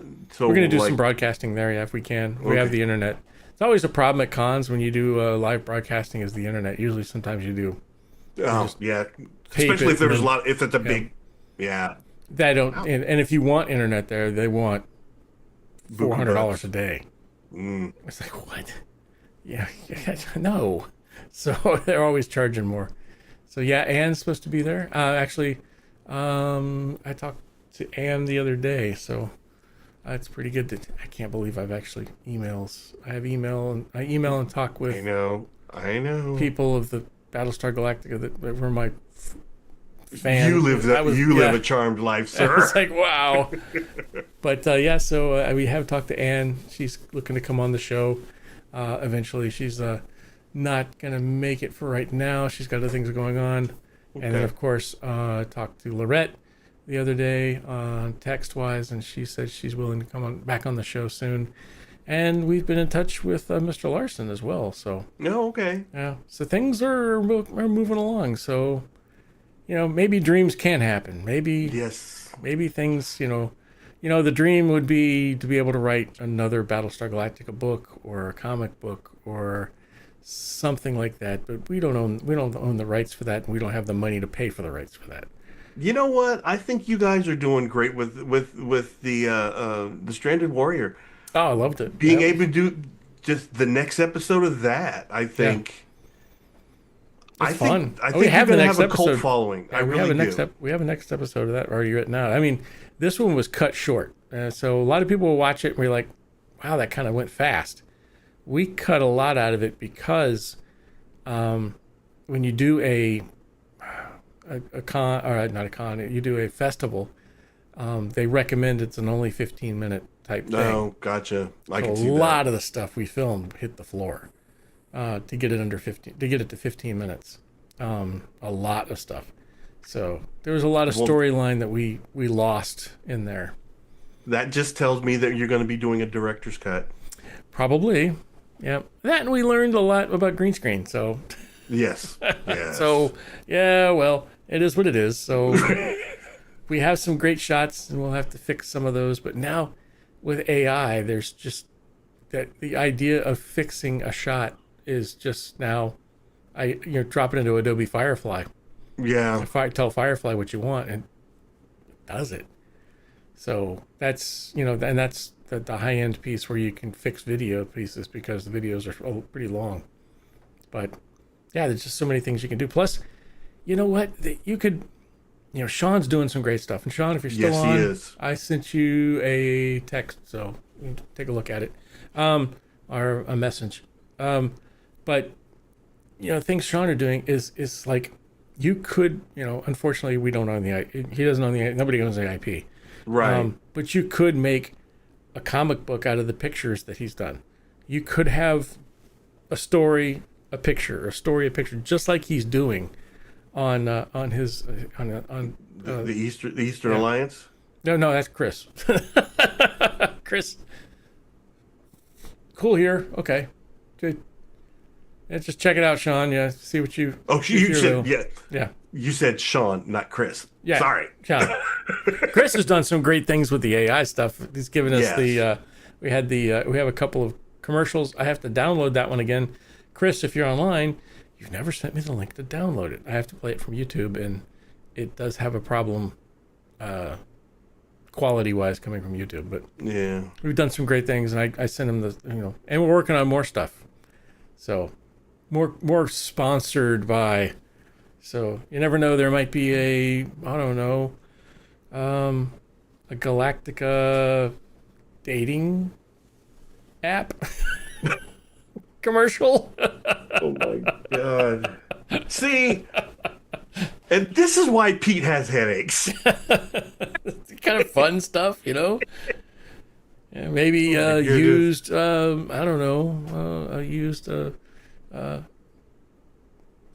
Viper salesman. Oh Lord God. I just also picture this Battlestar Galactica Love Boat crossover. Oh yeah, I love the Love Boat. I rewatched The Love Boat not too long ago. All of the episodes. I can't do it. It was fun. Gopher, amazing. When they replaced Gopher, I wanted to turn it off, though. Yeah. So So, but yeah, I rewatched that, so now I have to go back and watch Falling Skies because I freaking love that show. I'm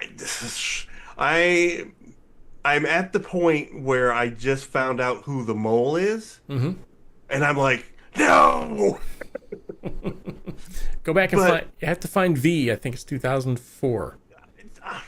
You're gonna love it. I love the old V, but you're gonna love the new V just as much. I'm gonna look that up as soon as we get off because I can't imagine why I wouldn't have watched it unless it was on a platform that I just couldn't get at the time. It was on Fox. I'll look it up. Yeah, look it up. But speaking of that, we'll let you go look that up. But everybody else, we really appreciate you being here. And once again, Mediocre, thanks for filling in for Pete. It was always a fun time. Man. It's great having you on. Time. And we look forward to having more people come on and talk to us. And I will not be here next week. There will be a replacement for me. So we're looking for a replacement. We'll find out who that may be. And maybe you again, for all we know. All I need is a heads up, man. Yeah. And so don't forget to reach out. If you want to get that book, you can get that book. We're not pressuring you to buy stuff. We're not making that much money off of it anyways. Yeah, it's like, I think it's $1.99. I think we make 32 cents. So I don't have a Kindle. I'll get one. Yeah. But you get the Kindle app. You can download it. It's kind of fun. I think it's kind of, it's helped us in regards to, we have it all in there, and now we can go through and go, what did we ask this person the last time he was on? We can actually go back and find it. It's pretty good. So anyways, thanks for being here, everybody. We look forward to seeing you next week. Same bat channel, same bat place, same bat time. Same bat time. Eastern though, 8 o'clock. So don't forget that. And look, go out and have some fun. Make something. Go build something. That's right. Go build something. And until we see you next week, take care and fans for the fleet. Fans for the fleet.